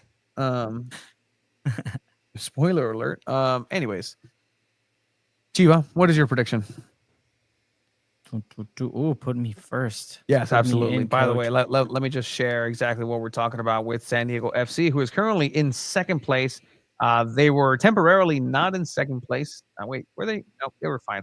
They were in second place above Minnesota and LAFC. Vancouver, the There's only a team they on beat already. top. 3-0. Team already on that's on top. Fifth place is Seattle, just kind of on that same pace, but they have more games in more points. Excuse me. They don't have more games in hand. A San Diego FC loss would put them potentially in fourth or fifth. Seattle wouldn't be able to jump from there. But it's a different team for Seattle. I'm starting to see already some predictions here. We have 3-2. We have 3-0 from Jeremy. 649 Soccer says 3-2. Milton says I love you too. 3-2 SDFC win. What did you say? I'm gonna go with a 3-2 win for San Diego. 3-2 win for San Diego. Okay. I'm gonna go a 1-0 win for San Diego. Clean sheet alert. Another clean sheet for CJ Dos Santos. 2-0 Procrastinating Puma. 2-1 from Naku. Abe? I think 2-1 San Diego. It's close though. This could be a dangerous game. I think they're gonna win, but there's a chance that Seattle has a really good match. They play really well at home. San Diego has played against a team, beat them, and then the second time they played against them, they got outplayed by a lot. I'm talking about Real Salt Lake. This could be one of those things where Seattle kind of maybe figured things out. But I don't know. I think San Diego Wave are riding this streak without losing any games. I think they're going to win this game on Wednesday. Yeah. Good point here by George. Lumen Field does have artificial turf. So not only does that affect the play style for sure, because it's a lot more harder of a surface typically. But we'll see how the ball rolls in the favor of the San Diego FC play style. Does that change your prediction? No, it doesn't. That's why it's low scoring, 1-0. They're gonna try to. They're gonna get it. They're gonna hold back, play defensively, and take that into the bank. I can see it being a 1-1, but I'll stick to the 1-0 for San Diego FC winning it. But also the injury concerns with turf. Some of these players have never really faced a full 90 with turf. Some of them have, obviously, MLS veterans. But that's going to be interesting to see how San Diego FC and San Diego FC's play style matches up with that. Seeing 2-1, Milton 1-0. Right, San Diego FC. What about the match, the homecoming for Brandon Vasquez? What about that one? There's a Saturday match, as you mentioned. Brandon Vasquez, Austin Texas, Austin FC coming into town. That one's a little bit different, I feel. They're not doing as good as they were in the first half of that match against San Diego FC. So I think that would continue. And I think back here at home, San Diego FC does win against Austin, Texas in a 2-1. 2-1 win. 2-0 for San Diego FC. Clean sheet. Yeah. For that Austin's one. not. I hope that I really like the way they play. Like their style can be fun, but at times their offense kind of disappears. So. Well, we thought that against Sporting, and then they tied that game. I'm gonna go with a tie here against Austin. I think Brandon Vasquez is gonna score. I'm gonna go with a 1-1 tie. Okay. Interesting. Which means they stay on a 6-7 game winning tying streak without losing games. So Crazy. Because San Diego soccer teams not losing games. They're playing really well. Both teams in second place right now. Very, very fun soccer to watch if you're a fan of the sport here. Got to give that correction again. Coming into it, George, you're right. Real Salt Lake does have woven turf. So a little bit different than just like an NFL turf, but nonetheless still turf. So hats off to that research department there. 3-1 Austin, Texas. Seeing 1-1 Austin draw 1-0, says Jeremy, for that match. It'll be an exciting matchup here. SDFC has turf fields at their facilities. Absolutely. That's what I was thinking. I will ask. They probably trained today. Well, I mean, there's no media availability from here till Wednesday. So they train today. They train tomorrow morning, and then they travel in the evening to Seattle per the team. Yeah, don't forget free beach towel on Saturday, guys. Have fun, guys. Free beach towel for everybody. San Diego sports love and sports fans love beach towels. You guys have fun on that one. People still have the 2004. You're not going to be there, Chiva? Nah, I won't be able to make it. Damn. I have to work. Damn. I know. We'll see how many fans are there. Should be interesting. Yeah. We'll see who makes that trip and who's allowed to make that trip. Hopefully everybody that can and is allowed to for good reason. Hopefully not for bad reason. That would suck. But either way, let's go ahead and transition here a little bit into a segment that'll give Abe and Chiva a little bit of a break, because I will throw it back into past me because I had a conversation with the great and powerful Craig Elston, who does have some breaking programming news. So with that said, we're actually going to go ahead and have a protracted, second time I use that in a week, Sarape de San Diego segment.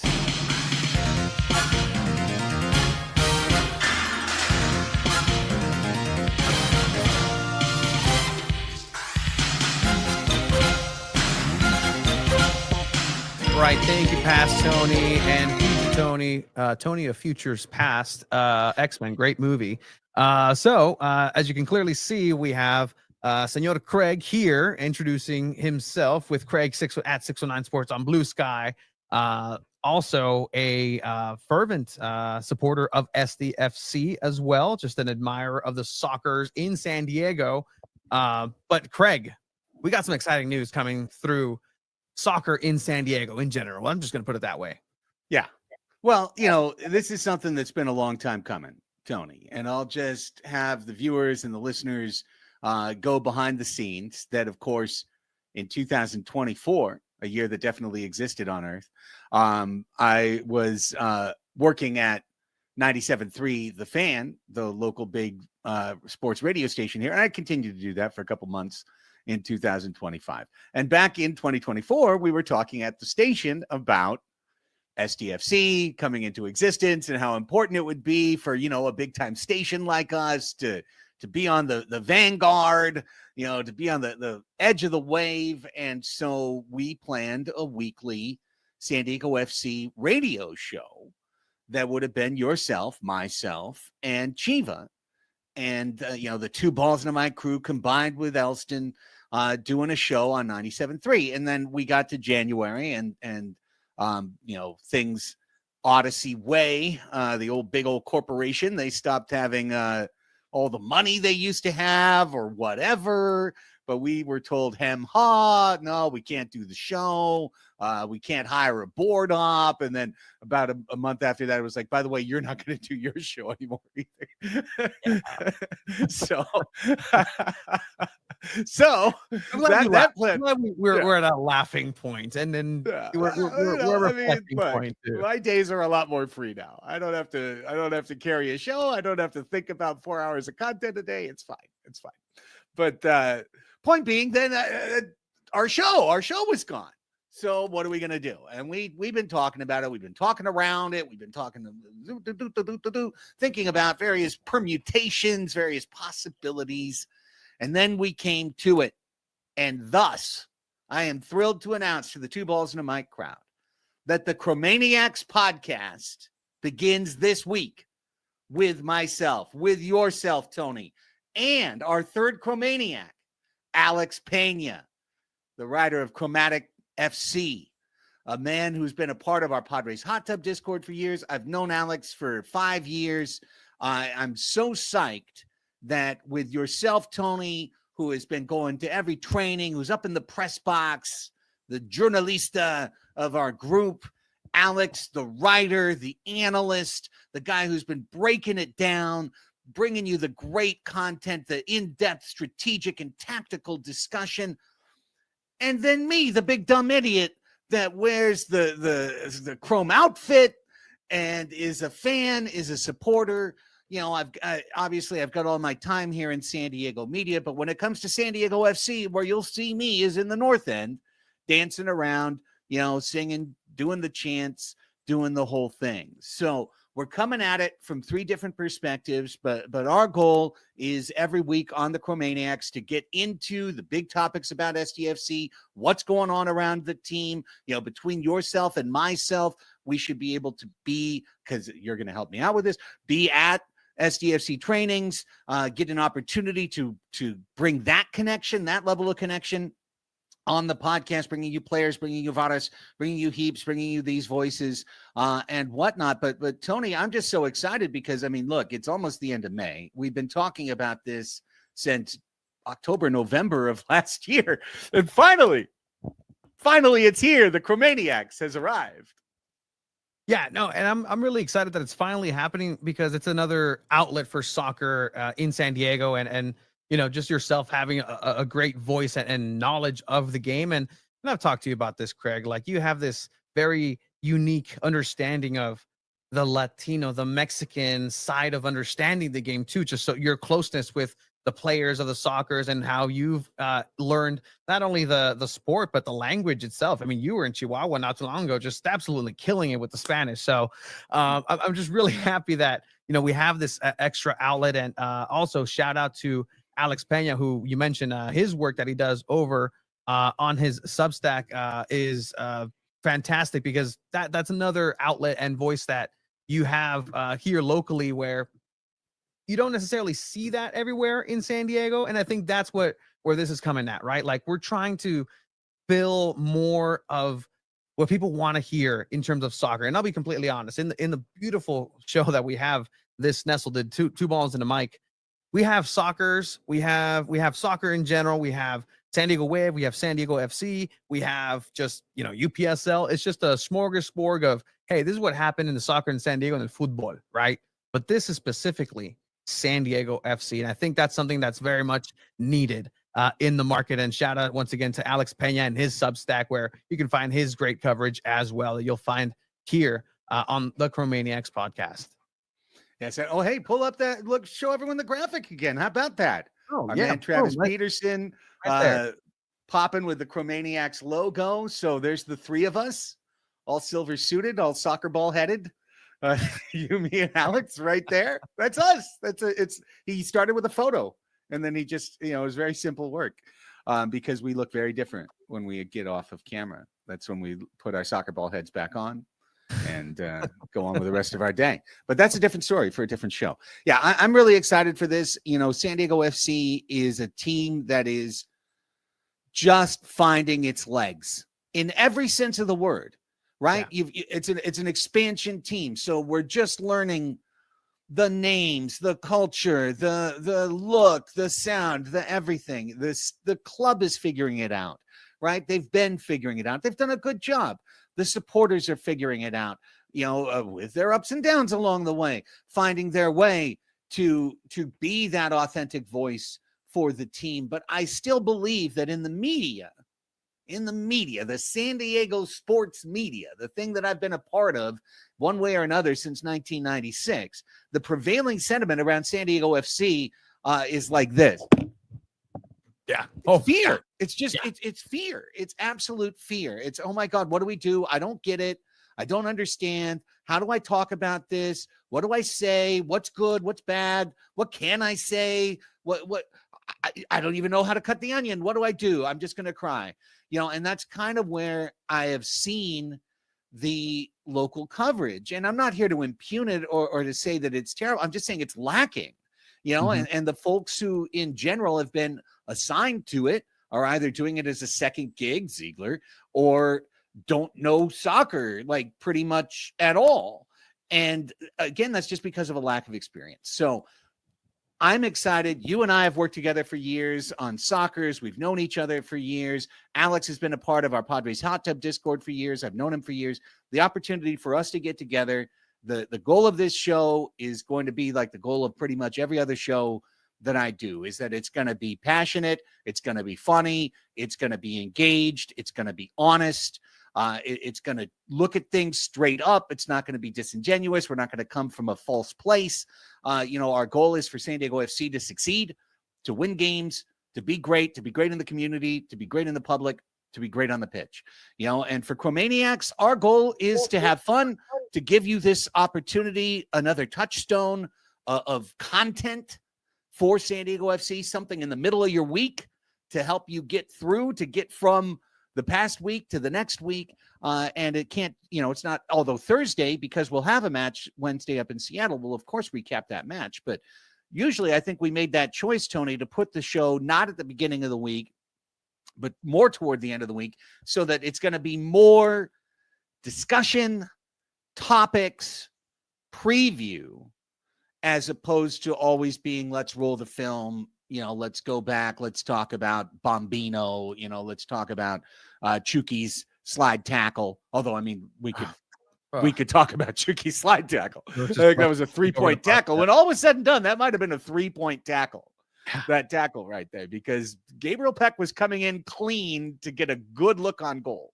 And I did not think Chucky had the angle, and then he found the angle. So, point being, we've got everything, got the whole world in front of us here, man. And I'm so excited to begin. No, absolutely. And again, it's getting this very just to the point, and obviously just the fun aspects of having the discussions of soccer, right? Because it's not necessarily so pragmatic, so numbers, so data driven. Like, there's real discussions to be had. There's real things that pop up, and there's real discussions and different points of view that people may have. And the good thing about leading into what can be is that you have that backing in context of training, of a match right before, and just kind of looking ahead. Because at the end of the day, where you and I may have this vision and understanding of the game, Alex knows MLS. Like, he knows MLS. Way more than we do. That's something that I will, take my hat off to anybody who knows more. And I'll tell you right now, it's not a lot. And for the experts in MLS too, to know, and this is again to your point about the coverage, just in general with soccer in this country, there's not a lot of that same understanding. There's not a lot of it, and it's because of MLS itself. They're just kind of falling to itself. Gam, tam, like, sure, like let's go ahead. I'll just refer. Hey, Alex, could you just clear that up? Just explain it like I'm 5 years old, than I am now, with like all sorts of diseases. Like, go and just please, just palatable, like not even Gerber, just like Gerber pudding, like just blended, like just easy, please. And he'll be able to provide that. Absolutely. Gerber I never heard anyone heard of Gerber as too chunky. You're like Gerber, but smooth it out. Please. That's what I need. That's what I need from you, Alex. Gerber, but take the chunks out. Okay. I need a puree right here. No, that's so funny. And I'm excited to see what Alex brings to the table. I know he will.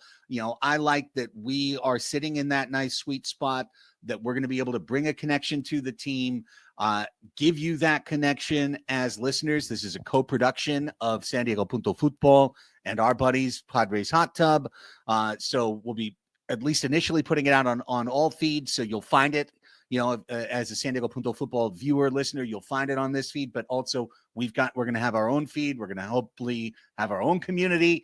I saw memes already created the Instagram account. Follow us at the Chromaniacs, at the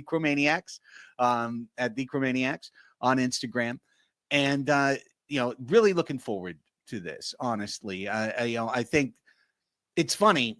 This is the last thing I want to say. When I was doing this on the radio, it felt very different, because I felt like all the time I had to remember I was talking more than half to people who didn't even like soccer.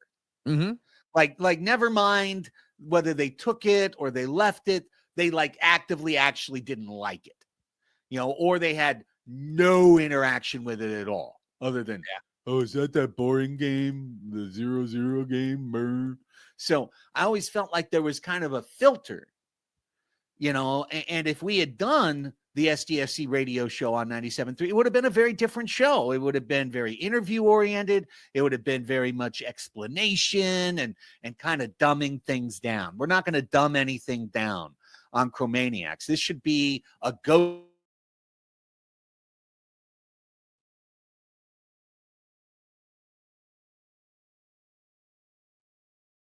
Us to become smarter fans and to engage with you and talk SDFC. So just really excited for this. Looking forward to Thursday and for future Thursdays to come, my friend, because this is just the beginning. Episode 1 of any podcast is like the first pancake that you make on a Sunday morning.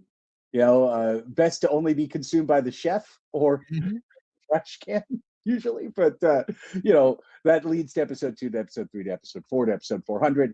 And I'm so excited to be with you two guys and to have the chance to do this together and to see where it grows from here. Really, really looking forward to it. Absolutely. Absolutely. It's going to be an honor and a pleasure to join you once again on something soccer related. And it's going to be exciting. It's going to be no holds barred too. I think people know that. I think people understand that, right? Like that notion is also there.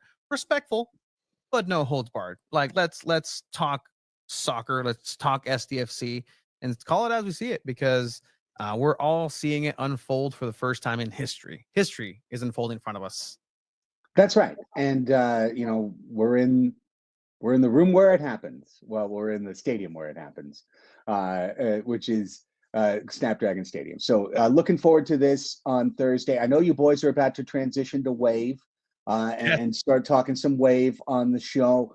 I just before I get out of here, and the Cromaniacs podcast is an SDFC podcast. Who knows? Stay tuned as the summer goes on. Maybe there'll be a Wave Wednesday show as we move on, because I just love the Wave so much.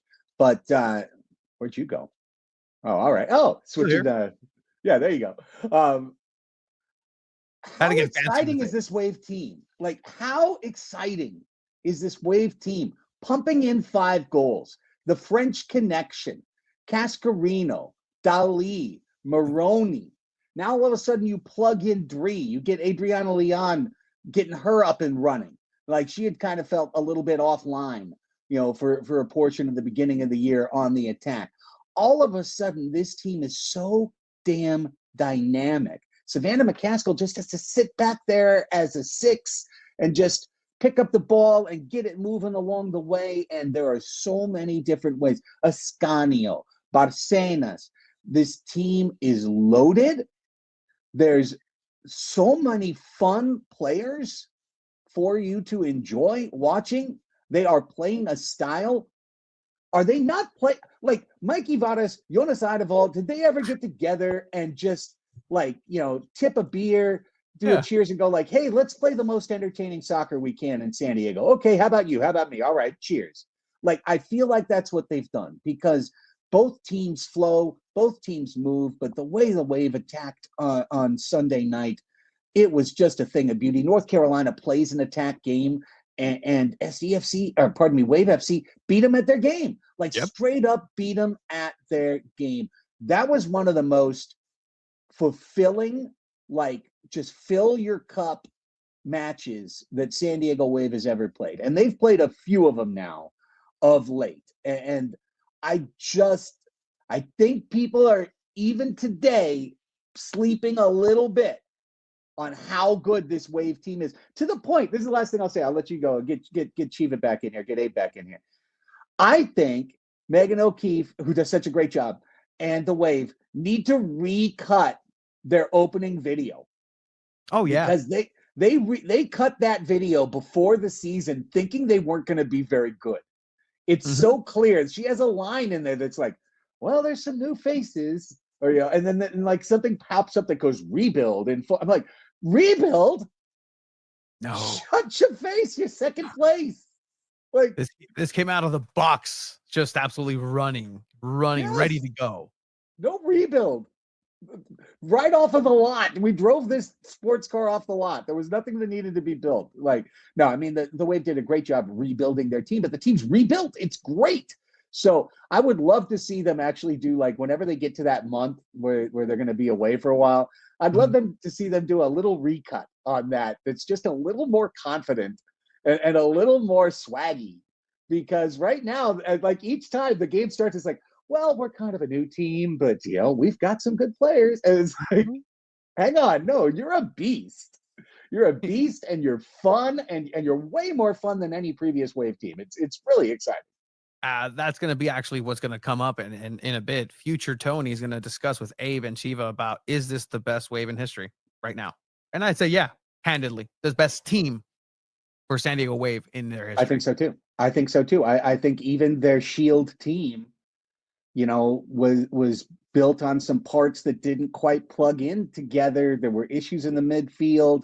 The attack had already waned that year. It was a lot more about Gurma and Sheridan and what they were doing in the back than it was what's going on up top. It's a completely different team. Jonas Eidevall, such a smart hire. All the moves have worked out. The trades have worked out. You don't miss Jaden. You don't miss Germa. You would have thought, you don't miss Alex, even though, she's an investor and so on and so forth. But you really don't. If you're around it, you don't miss him at all because the way the team is playing is so, so attractive. All right, Chromaniacs, follow us, find us, check us out Thursday.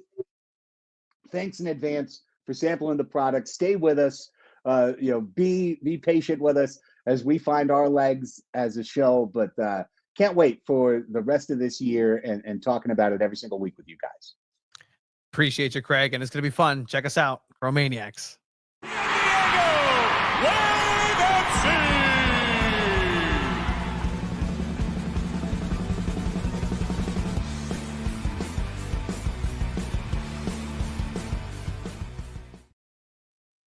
Season's greetings, and we welcome you back. Thank you, Craig, for that. Really exciting times, really exciting things happening around soccer in San Diego, and I think we all got the message here. Chiva no longer with us. Just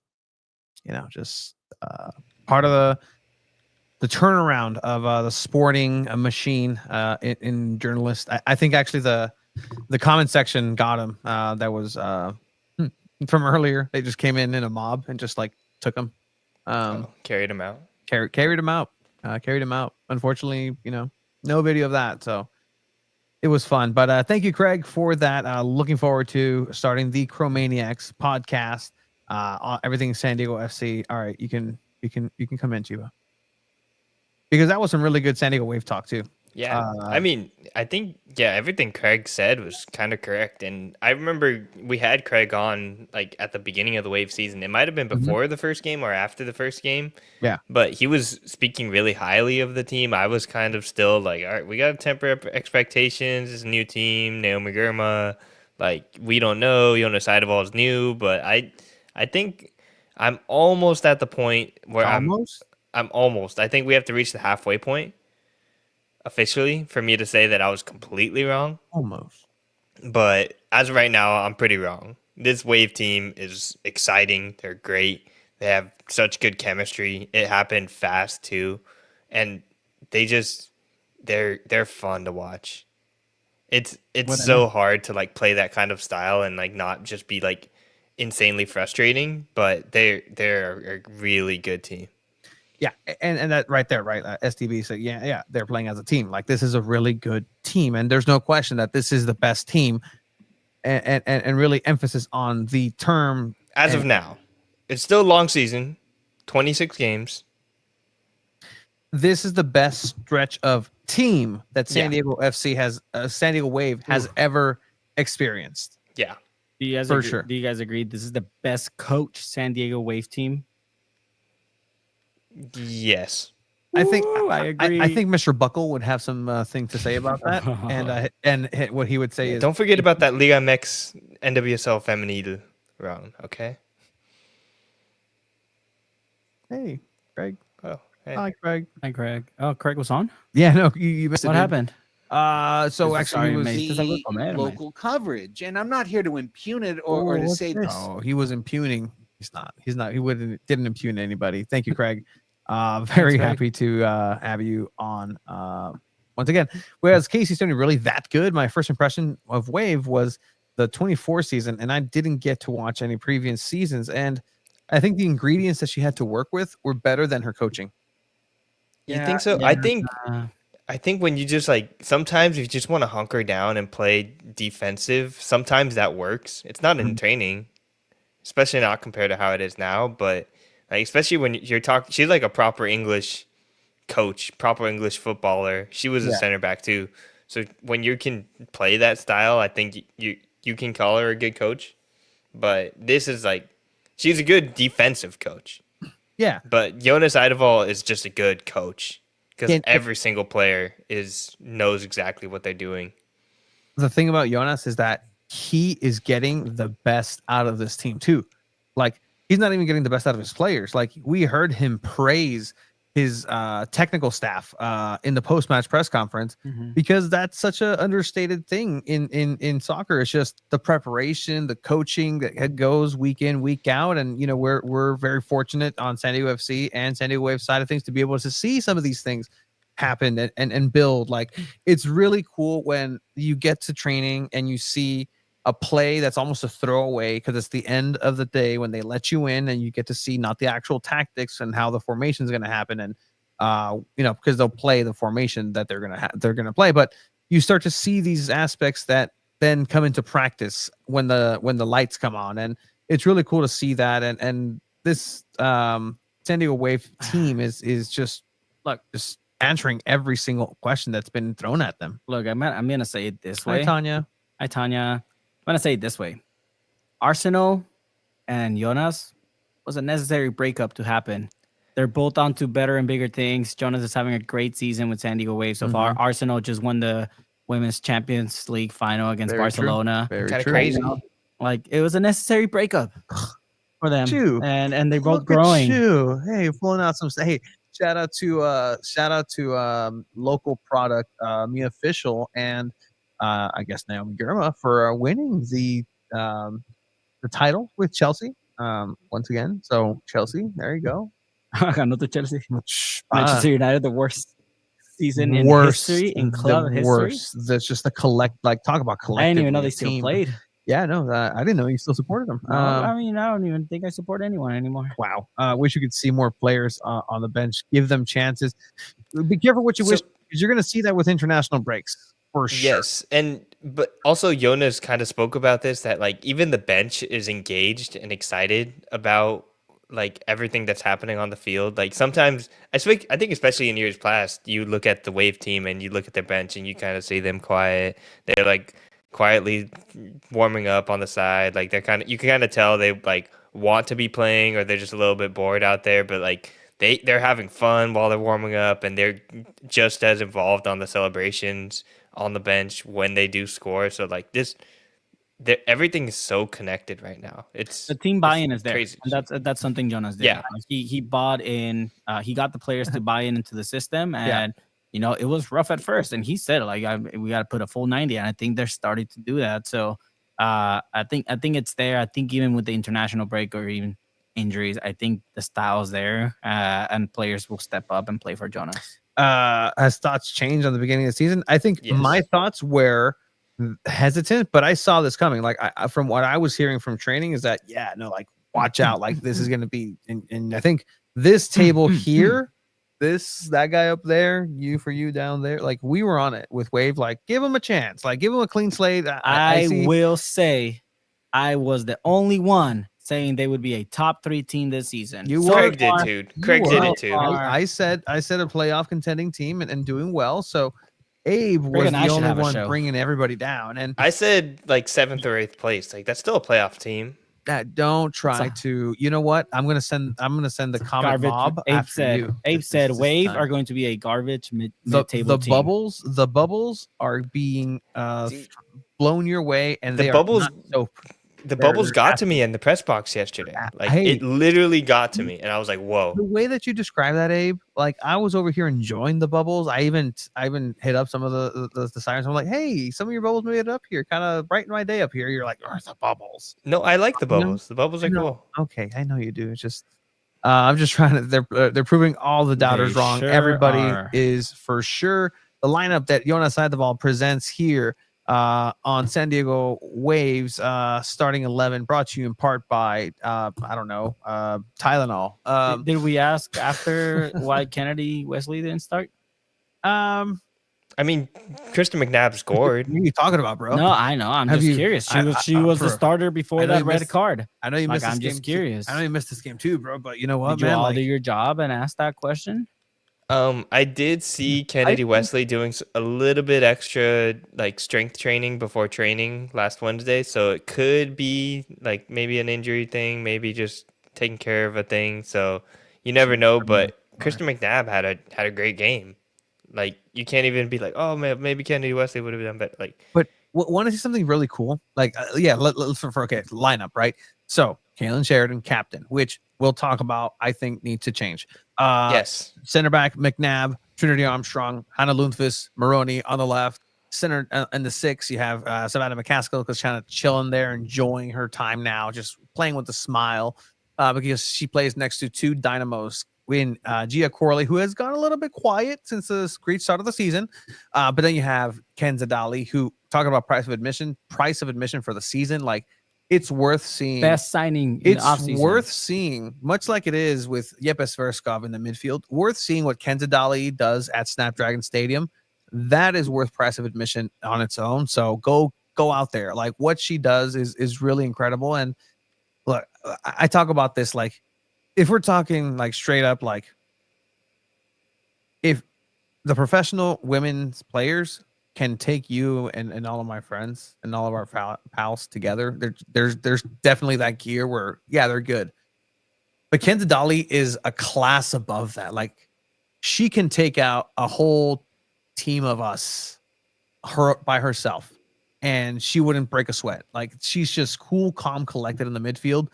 And what she does in this game, really, again, Abe and I pointed it out, like as soon as it happened, like, no slight on Kaylin, but I've never liked goalkeepers as captains at all, ever, actually. As a goalkeeper, like, I shouldn't be captain. I shouldn't have. I'm a goalkeeper because I don't want to run. You're making me to run to argue for your dumbass mistake. Like, no. But with any case, we'll talk about this. But look on the left real quick. That substitute / game changer, they don't call them game changers. Game changer lineup is a starting 11 on its own. Like, I mean, pound Robbie was a starter last season. For pound, San Diego Wave is absolutely stacked. So congratulations on building this squad. And I mean, even then, there's players who aren't even listed who are at training. Abe, you saw, some things that are coming down the pipeline, maybe. But yeah, like, Trinity Byers is back training. Like, she's not gonna come back in like probably still a couple weeks, maybe a month. But like, that's gonna be exciting to watch too. That's crazy. And Chiamaka's still injured too, so she could come back and have some like pressure up there. Like, it's nuts, man. Yeah. And then I think we've been hinting towards it, but what Tanya said here, that when so San Diego Wave concede the first goal, and it's kind of a just poor defensive marking on the back post. Like, Hanna Lundqvist is kind of moving up a little bit, covering in the middle, which is kind of what she's supposed to do, and completely leaves it wide open on the back. Probably Delphine Cascarino is supposed to come in and help out there. Like, she's just not really doing anything there. So yeah, come in, help back on the back post just to make that shot a little bit harder. But immediately after this, Kenza Dali brings the whole team together and is just like immediately like telling everyone, like, guys, we need blah, blah. Like, I kind of wish we got to hear from Kenza in the press post game, just to hear what she said there, because she just was like not berating the team, but like telling them, like, guys, we need to be better, blah blah blah blah. We need to do better on this defensive end. And seeing that from your midfielder is just so cool to watch. Like, you every team needs leaders like that. Just doing my research, right? Because I'm in it. That moment right there, that's what everybody's talking about. Yeah. This courtesy of San Diego Waves Reddit. But yeah, you see exactly what you're saying, pointing the direction that everybody or somebody needs to be marking, because that was way too open. And this moment changed. Like, this moment definitely changed the dynamics of the game and the match in general. I also like this comment by Playback, saying opposing goals are not facing the wave; they just get back. So good and refreshing to see. How many times did we hear Landon Donovan saying, like, right, their team they were up and then they get scored on, and then they're losing, and he would say, oh, this team's like, wow, I can't catch a break. Like, we're back to losing. Like, it's just happened. And they just lose the game like that. I'm working on talking to Landon in an official capacity, bringing him back on the show. Yeah, back because there's already now. Watch out, dude. He's a. I wonder how much Wave. You think he's watching a lot of Wave games? I think he's catching a game or two. I think he's watching. I think he's catching a game or two. I think he's watching as many Wave games as he is thinking about Tony. I was gonna say as many games as San Diego FC games. It'd be an interesting, like, what's your watch time for SDFC and San Diego Waves? 8 tones. I would love to hear his take on this LA Galaxy SDFC. I 100%. Tune in next time. Thanks, Abe. Undisputed Hey guys, podcast. if you want to go ahead and listen to that much better story, You want to listen Abe, to a real soccer just podcast? tune out. Oh, I now. didn't even. I thought we were just gonna. In my head, we were interviewing him. I forgot he had a podcast. My bad. 2 hours and 4 minutes. Yeah, no, let's just roll the clip of him talking about it right now. Hey, thanks. Tanya just clicked off. Playback clicked off. All the people who are like, you guys need to talk more SDFC. You guys talk too much of Hey, this. we're the only podcast that's here talking to you on a federal holiday, guys. We're here for the fans. We're here for the people. Yeah, what's up with that? Yeah. Did Actually, we get paid holiday on me. pay, Tony?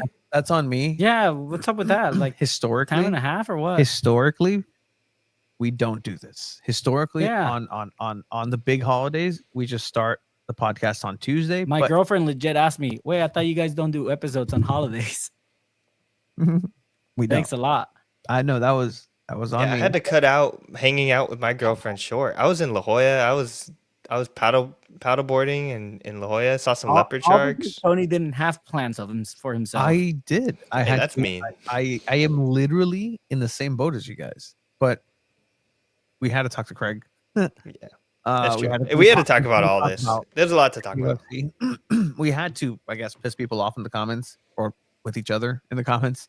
We had to talk San Diego Wave. We had to highlight Tanya in her comment. I don't think you guys would be Nobody on thought. today. Yeah, We just nobody pissed thought. everyone off today. Yeah, they're already on Tuesday. Anyways, San Diego Wave then does what they do. Este pase. Kenza Dali. Oh. I was, man, this would have been San Diego Punto Football's goal of the year. Have you seen that TikToker that rates food, the Mexican dude that's like snaps his fingers like when he like eats something really good?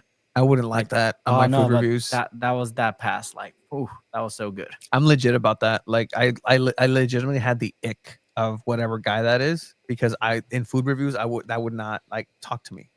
Anthony Bourdain, it, bro. Oh, my bad. You know Anthony Bourdain? Está muerto, no? Fuck. No? That wouldn't hurt. Like, I'm not phased by a Yeah. lot. But Okay, like, yeah. hey, Está muerto. that cut deep. Anyways, here, Kenza Dali, again, absolute class. Just slicing and Yeah, dicing the doing such a good midfield. goal. Just doing Kenza Dali things, Kenza Dali activities, almost ends in a goal there. But again, to the point where this San Diego Wave just never stops fighting. They just go down and play their game, play their style, come back, and Pearl Maroney, the French connection, That was connecting. an awkward high five. That was a very awkward. We got to relive that. There were a couple of the shots. I saw a couple of them where Jonas Eidevall just looks very awkward on the celebrations. The fist bump. I don't know what happened there. Sorry, Jonas. Yeah, like that was awkward. Jonas had the ball and his team back at it. The Cove There's going Tanya absolutely on the drum. bonkers. Those are some of the bubbles that Abe was just scoffing at the entire time. I was enjoying them, but then Abe heart got melted. But Pearl Maroney getting her first goal of the season. Cascarino with her fourth assist and leading the NWSL in assists with 4 at this very moment. So San Diego Wave bringing it back. Yeah, so I mean they tied here, right? And it's Pearl Maroney's first NWSL goal as well. And again from there, like the high press is working for San Diego Wave, and I think Jonas is very proud of the game. Like you see it here, right? The high pressuring, making that mistake. As a center back, you don't turn around like that when you get the pass. Like try to pass it to the next person first touch or anything like that. See, this is what I was talking about. We gotta make a gif of that. That was like he was clapping the notebook there. But I mean, it's a great move by Gia Corley just to recognize the space. Like, okay, I'm gonna steal it right here. She's Adriana Leon too was like kind of pressing for a goal. Like, Yeah. do you want to talk about what you saw there? Yeah, no. So we were talking through the match because Adriana Leon's kind of everywhere. She was in the midfield. She was dropping back, and a striker. She was missing her timing, her runs. She was forcing her way and wanting the ball, and she was kind of getting anxious and just finding the game, and that's how she described it at the end. And she found the game, and she found the game by going back to the middle where her position is. And this is a striker's game, a striker's goal. You find yourself with the ball here. Some good high pressure, as you're mentioning. Gia Corley does her thing in the midfield. Here, you just have to be a finisher here. Do your job. Did your job. You score 2-1. Fantastic. Okay, that's if Jonas's high five was a fail, this is an absolute win of a clap of a. So just the technical staff around him too, just sitting. They're not excited. Like Becky Tweed's just standing They there. don't recognize that they just witnessed greatness in somebody's joy. Just everybody's like very okay, cool. What's next? All right, cool. Yay, we smile. Like yippee. Yeah, and San Diego Wave go on at half up 2-1. And what are your thoughts so far, right? Like at halftime, like does it feel like Wave are gonna win this game? No, I mean it felt like the game opened up for sure. That NC Courage was gonna have a chance, and you were always looking at Jaden Shaw. You were always kind of like, I was gonna ask, did they boo Jaden Shaw? She got claps. She got more claps than every other North Carolina Courage player. Unfortunately, she was not booed. She wasn't booed, and but she wasn't like cheered like a great returning hero. So it was a little bit just like, welcome back. I would say I was a little, disappointment in the lack of aggression, positive aggression from the code, friendly aggression. But all the aggression had left Snapdragon Stadium for the weekend at that point. Like everybody was there to have a good time. I can't tell you how good the vibes were.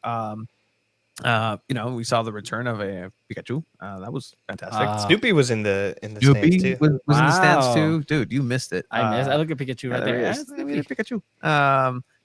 Halftime comes in. Jonas finds his way down. Make sure 1-2 step. There we go. All right. Cool. All right. Don't need to look at those last two. I got them. All right. I know what I'm going to say. I know exactly how to manage this. Gia Corley and company go into the second half and just a brief comment. The field looked better, as you mentioned. Yeah. On Sunday, and it looked good. For the most part, I think, again for right after a game the day before, it looked surprisingly good. Yeah, I want to give the props to the groundskeepers who do manage that. And hey, for the most part, that looks like a world-class stadium from afar. So surface. So good job.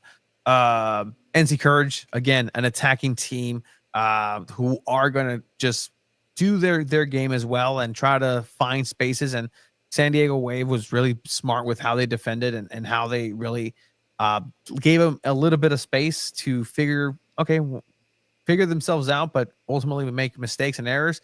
Here, a mistake, just a rebound, an unfortunate rebound inside the box that gets put away. I mean, 2-2. I think Jaden Shaw technically gets the assist on this, Yeah, but she definitely didn't mean to. Yeah, she got an assist. Yeah.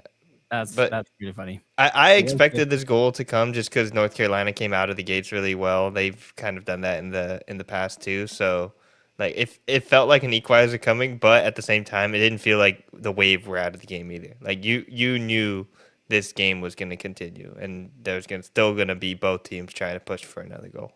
Now that is funny. Tuna Kennedy forgot to put on her jersey, and when she got called up to sub in, a coach had to run into the locker room. Props to that coach who absolutely legged it. There was a chant directed at her. Oh boy. Hopefully nothing gets anybody fined. But yeah, 2-2 tie game. And so again, to answer your question, I didn't know who was going to win here. I didn't know where the direction that this game was going. But then this set piece gets floated into the box. You have a good recentro, recross with a header by Trinity Armstrong and Kristen McNabb. Post-game press conference hero for San Diego Wave. Did you guys get her post-match? Absolutely. Yeah. Absolutely. And like genuinely why wouldn't we? exciting to talk to her because she's been... And Mort was like, I want to talk to Maria Sanchez. I'm like, but you're getting the chance to listen to Kristen McNabb when she scored. Like, how many times have you gotten Kristen McNabb when it's a terrible loss? If like, to put into perspective, throw people, her out there. The way the reason we kind of make this as a joke. There was times last season when Dark times. like McNabb wouldn't even play and we would still get her in a post match.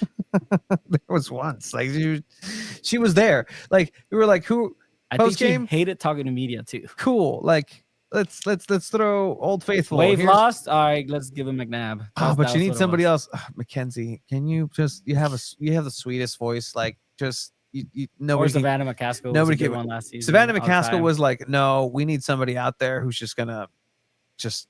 I didn't have a good time out there. Nope, was not having fun.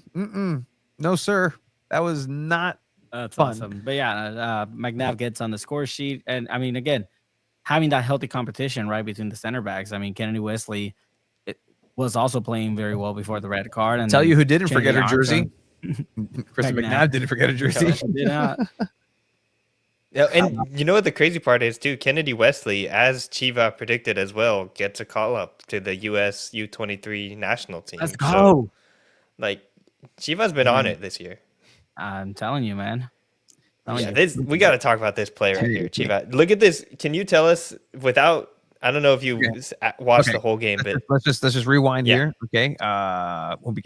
We won't be getting fined. It wasn't a bad chant, but she knew the chant was for her. Ooh, spicy. Ooh. Tanya, tell me, please. Chisme. I need to know. But just watch this play. Yeah. Okay. Adriana Leon. Boom. Roja. But a goal. I know. I Oh, do- the ref is celebrating. Oh, wait. That's terrible. That's terrible value. I love it.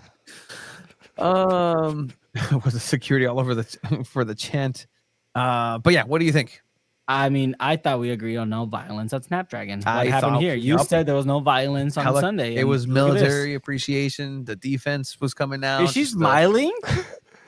she scored. She's happy. But she's in pain. Yeah, I mean, Oh, yeah, like happy that's pain. literally just like yay! Oh, that actually hurts. Yeah. Ow. Does she get subbed off after this or not? No. Oh, No. No, actually. So keeper stays in this position for like 12 minutes. Scary. It was Right. scary. Like 7 minutes. 7 minutes, right? Like she's just immobile. Guys, the trainers holding her neck. Everybody Was else is she kind of subbed off? moving her. No. All right. No, she got up, did some stretches, and was fine. It was absolutely fine. Scary moments, Cool. it seemed. Did they add like 12 minutes post match? Abe over Yeah. here, like, man, Okay. she looks kind of pale. I'm like, Bato, it's the lights. Like, She looks. What I happened? did say that. Did she like fall wrong? no, it was a collision. No, that should have been a card at least. It should have been a yellow card. Okay, Jonas, there you go. That's a good celebration by My you. player almost died. 4-2. 4-2, San I Diego think Wolves. after the match, Leon was like, "I'm just glad I didn't die. Neither of us died." Like, she's kind of joking, but at the same time, that's like a dangerous play. Like, Oh, that was a very dangerous I play. felt after the car accident. And you can't give it a red card dog so because it wasn't denied, but that should be like a yellow card. I agree with Playback. If it was Sheridan, I could see that being a red. Yeah. I can see that being a red. Yeah, I don't know why the ref didn't give a yellow there. Would that have been a denial of a goal scoring opportunity? No, this is what Abe asked me, but I will say that's an aggression. That's a flagrant foul. Like that's just a flagrant foul. Like I don't care if you throw an elbow, you threw an elbow in any context, like it's an elbow. So I don't care if it's a goal scoring opportunity elbow, but it's an elbow. So it should have been at least something, a yellow. It's tough, especially when Casey Murphy is just like on the floor, completely immobile. Maybe she was playing that up a little bit just to you know not get the what? card. Now that I'm thinking about it, Abe, now that you mentioned that, that is a tactic where you're just like, oh man, I have to. When you do something embarrassing too, like, oh I have man, to my act like arm I- hurts, like act like I got hurt, like I Mano, eso this- también se- la yeah. mano, Yeah, that's yeah. the reason I Yep. couldn't get that. I'm sorry, guys, or this, like, I hope not. But if it was, like, it worked because there was no card, no nothing. She got up like a spring chicken. You gotta fake it. and Take it till you had make a it. pretty good game after. Like, Yeah, and the only reason why we're joking about all this is because she's okay. Yeah. Because otherwise, like that, I was partly immediately thinking like, oh, the Savvy King thing. Like, you got to be careful. You might have to stop the game. Like, it gets scary, man. Yeah, no, it's gnarly. But 4-2, you start to see, okay, San Diego Wave, Probably going to win this 82nd minute. Like, probably going to win this. I could see NC Courage coming back and maybe scoring another one. Maybe get Jaden Shaw. Like, but at this point, Shaw gets subbed out. I really need to know what that chant was, Tanya. Just for me now. Just for me now. Like, not now. Well, now you know I'm what? just If curious. you go on the Sirens website, you can catch all the chants. All the there. chants. The Jaden Shaw chant. Maria Sanchez comes in. Crazy that she's not starting, but look at the scoreline.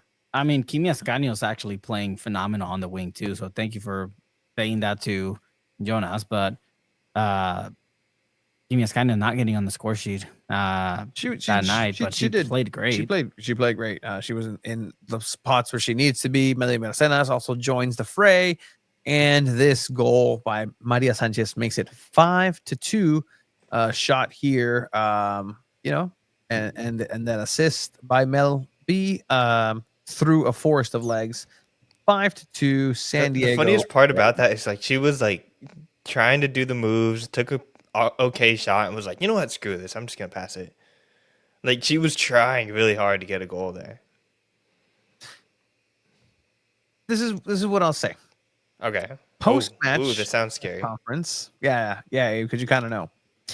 I'm not gonna reveal who or what, but like after the press conference, I see I'll mention a former San Diego Wave player speaking with whoever, I don't care.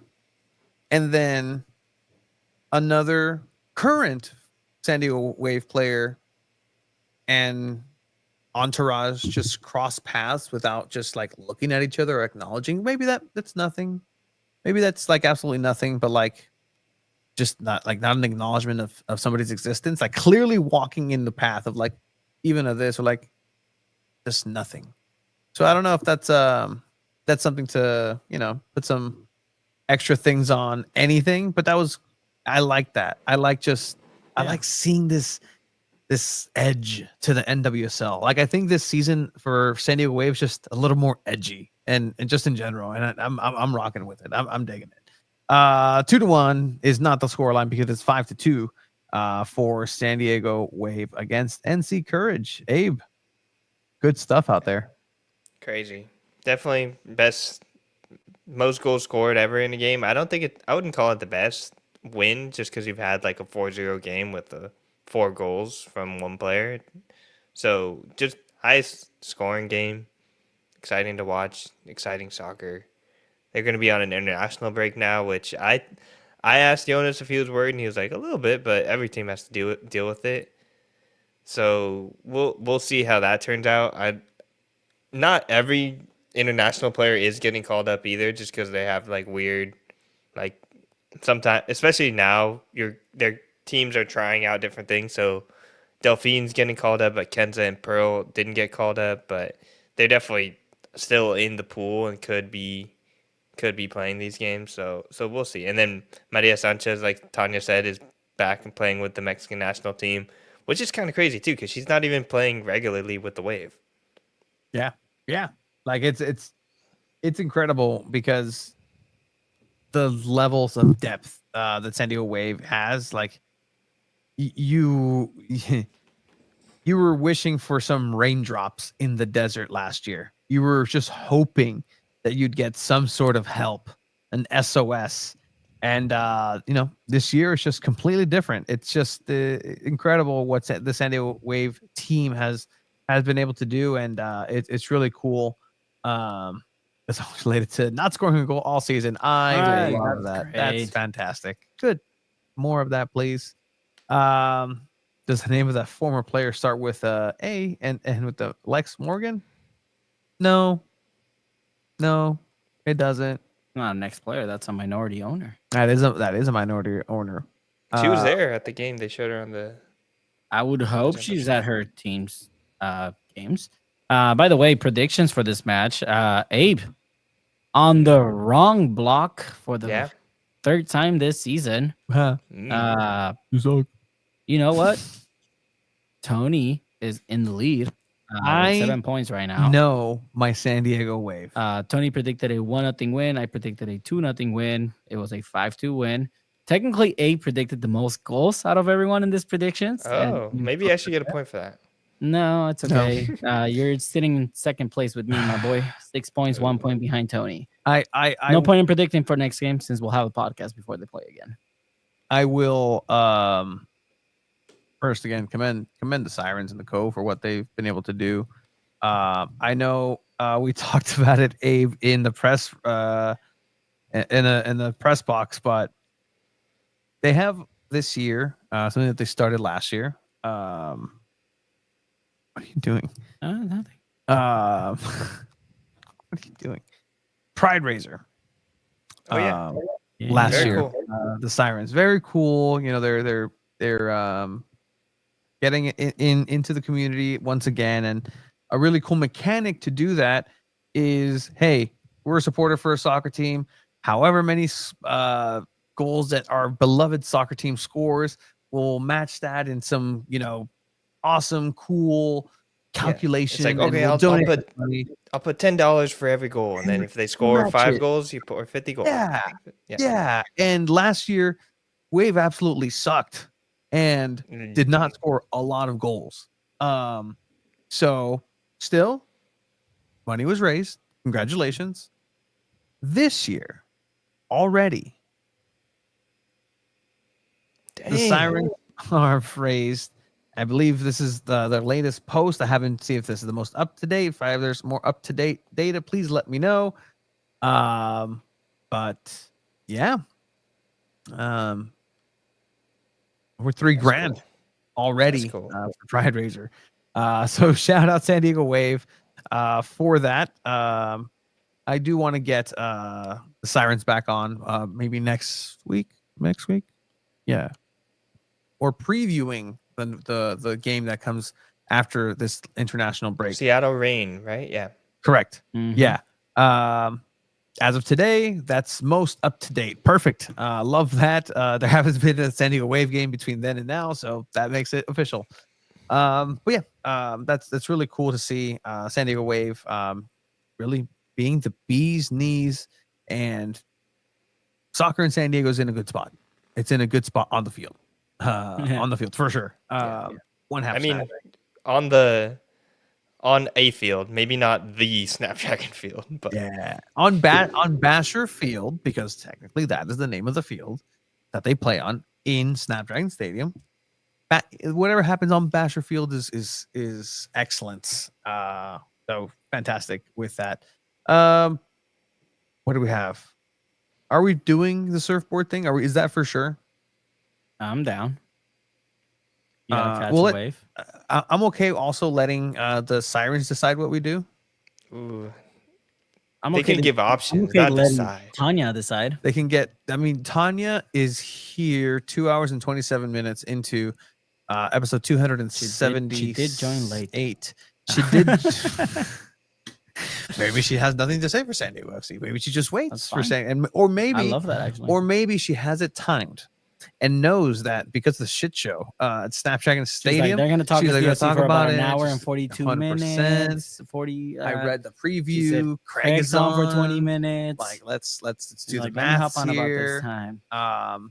But yeah, just what the consequence, what the punishment will be for whichever one of the three of us, much like San Diego FC, the losing person, whoever doesn't get the most predictions right, will walk from here to Snapdragon Stadium with a soccer ball. For San Diego Wave, we're trying to figure something out, whether that's go out surfing. You can't leave until you surf. Like I like something completely different, bubble related. Like Are you guys scared of you the have to surfboard? you have to put yourself in a bubble. That's even more scary. Well, no, like it's a you can do it. Like you can step into a bubble. Yeah. And like, and how do you breathe? Well, just hold your breath for a little bit. Oh. But yeah, let us know. San Diego Wave, take the week off. So we'll come back with a prediction next week. Tanya has just stumbled. That's the honesty. I love it. That's what I love about just the soccer community, just the honesty. How here much in of a San Diego. wave She's like, fan she is. just- She's like, someone's talking about my team right now. Like, Yeah, like somewhere out there. You can check out the full press conference, the post-match press conference. Thank you for everybody who's been watching that. Actually been one of our most successful ones on San Diego's Punto Football, San Diego Football's YouTube channel and the website as well. When you see that. Hey, Jonas. All smiles for him. You can also check out everything that Abe does on San Diego Punto Football because, as everybody knows and everybody loves, you are editor-in-chief. Does that mean anything to you, Abe? Like, does that? No.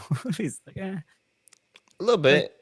I think if I was, there's a future potential that I get back into like editing and making or designing a newspaper, and if I start doing that and like make a little page like spread, then I think that would mean a lot to me. But editor-in-chief right now, it's a website. It's cool. If you guys have any pictures and stuff, you can always come to me and I'll help you guys out if you want to write. There's open opportunities to write about whatever you want. Just get in my DMs. Ooh, inviting the DMs. To follow me on Blue Sky. Follow me on Twitter. Follow me on Instagram. Yeah. Not Instagram. Yeah. Swim with the sharks? That's expensive, man. Swim with the sharks. I was with sharks today. I saw leopard sharks. Nice. Shark is actually delicious. I think I've had it. It does taste good. I felt so bad because as soon as I saw the sharks under me, I was like, I could go for some You fish look tacos right delicious. now. I was like, fish tacos sound amazing right now. Fish tacos do sound good, actually. I like it. Let's talk about one topic before we go, because I think San Diego Wave, we can, again, congratulate the great play that's been happening. What's the topic? I don't know. A cool little topic to sign us off. What, Champions League? Do you want to talk English Premier League? What do you guys think? Liverpool won the league. Why is it always soccer? It doesn't have to be soccer, dude? bro. Like, it doesn't have to be wrestling, dude. Like, here, give us a topic in the chat. What's better, Tottenham or Arsenal? Which season did you want, Tottenham or Arsenal? Do you like diarrhea? Do you like vomit? Like what? Like there's no winning there. Deep frying 101. I mean, I actually just deleted that because it was in our watch laters. You know who we're talking about? No. We had a deep frying tutorial. Somebody saved it on San Diego Punto Football's website on YouTube. Probably me, because I do watch a lot of Sam the Cooking Guy and adjacent. Oh, that's stuff. right. Y'all didn't even mention Rey Mysterio. I thought you would bring that up. Y'all didn't mention Rey Mysterio. Rey Mysterio Junior, correct. He's worn a Dodger jersey before. He's not a Dodger jersey, a Galaxy jersey. Might as well be. I don't know. I'm more of a Dominic guy. Dominic Mysterio. Type of dude. Up here, all right. Was Chiba happening to be driving around Merseyside today? What's Merseyside? Oh, that's an unfortunate reference. Liverpool had their parade, and I guess a car drove through. So they're joking that you were in the car. Sorry, I'm very not much knowing that about whenever Premier Chiba League. gets in a car, if the car is upside down, then the answer is yes. That's hilarious. Great comment by Tanya here. Ray inspired all the wrestling going on in the stands. Thank you for the palate cleanser. Oh, Abe. wow. Anya taking shots at SDFC. Love that. I mean, it's kind of true. You could have seen a 619 up in the stands. That's what they should do. It's like, all right, if you guys got beef, you got to go handle it in the wrestling ring. No, pero creo que eso fueron todos los de SDFC. Yeah, no, FTC people have left a long time ago. All time 2 balls at a mic moment are All the greatest toxic hits. masculinity. You can't even talk about. You can't. Yeah. I don't know. The top moment. All time 2 balls on a mic moment. Copa America, I guess. That was cool. Now I'm just gonna go and look at a video from way back. For me, it was the Gold Cup. The Gold Cup when Chiva got into a fight with a press official. What? No, the Women's Gold Cup. Oh, the me official thing? Yeah, that was the Gold Cup, right? Or was that a friendly? That was a friendly, That was right? friendly. That was a friendly. It was My still bad. Twyla. I thought that was a cool one. moment. Yeah, people were like, "Oh, stay away." Just because I feel like the women's soccer world and just general local media and everyone was like, oh, these guys know their shit. They're getting into fights with U.S. soccer. That's crazy. There's been moments like that, and I think that's the cool part about this. Like we've gotten like props as like, oh, like you know, these guys know ball, and ultimately that's Not all afraid I care to ask about. the tough questions. And I'm not afraid to not ask the tough questions if I don't care about it either. Like nobody's job to do that. What are we talking about here? Interview that went up. It was pretty awesome having Meredith and Nicole join us for a chat about you know. ¿Cómo se llaman? There was sí, para que vean. It was a women's supporter group. The Plastics. The Plastics. Yeah. Yes. The plastic with the plastic supporter group. That was pandemic time. Pandemic time, Two Balls and a Mic was a wild west of. Bro, Chiva, what is that hat? Unforgivable. What was the hat? Dodgers hat. Oh yeah. No. Wow. Now I'm just stuck on memory lane.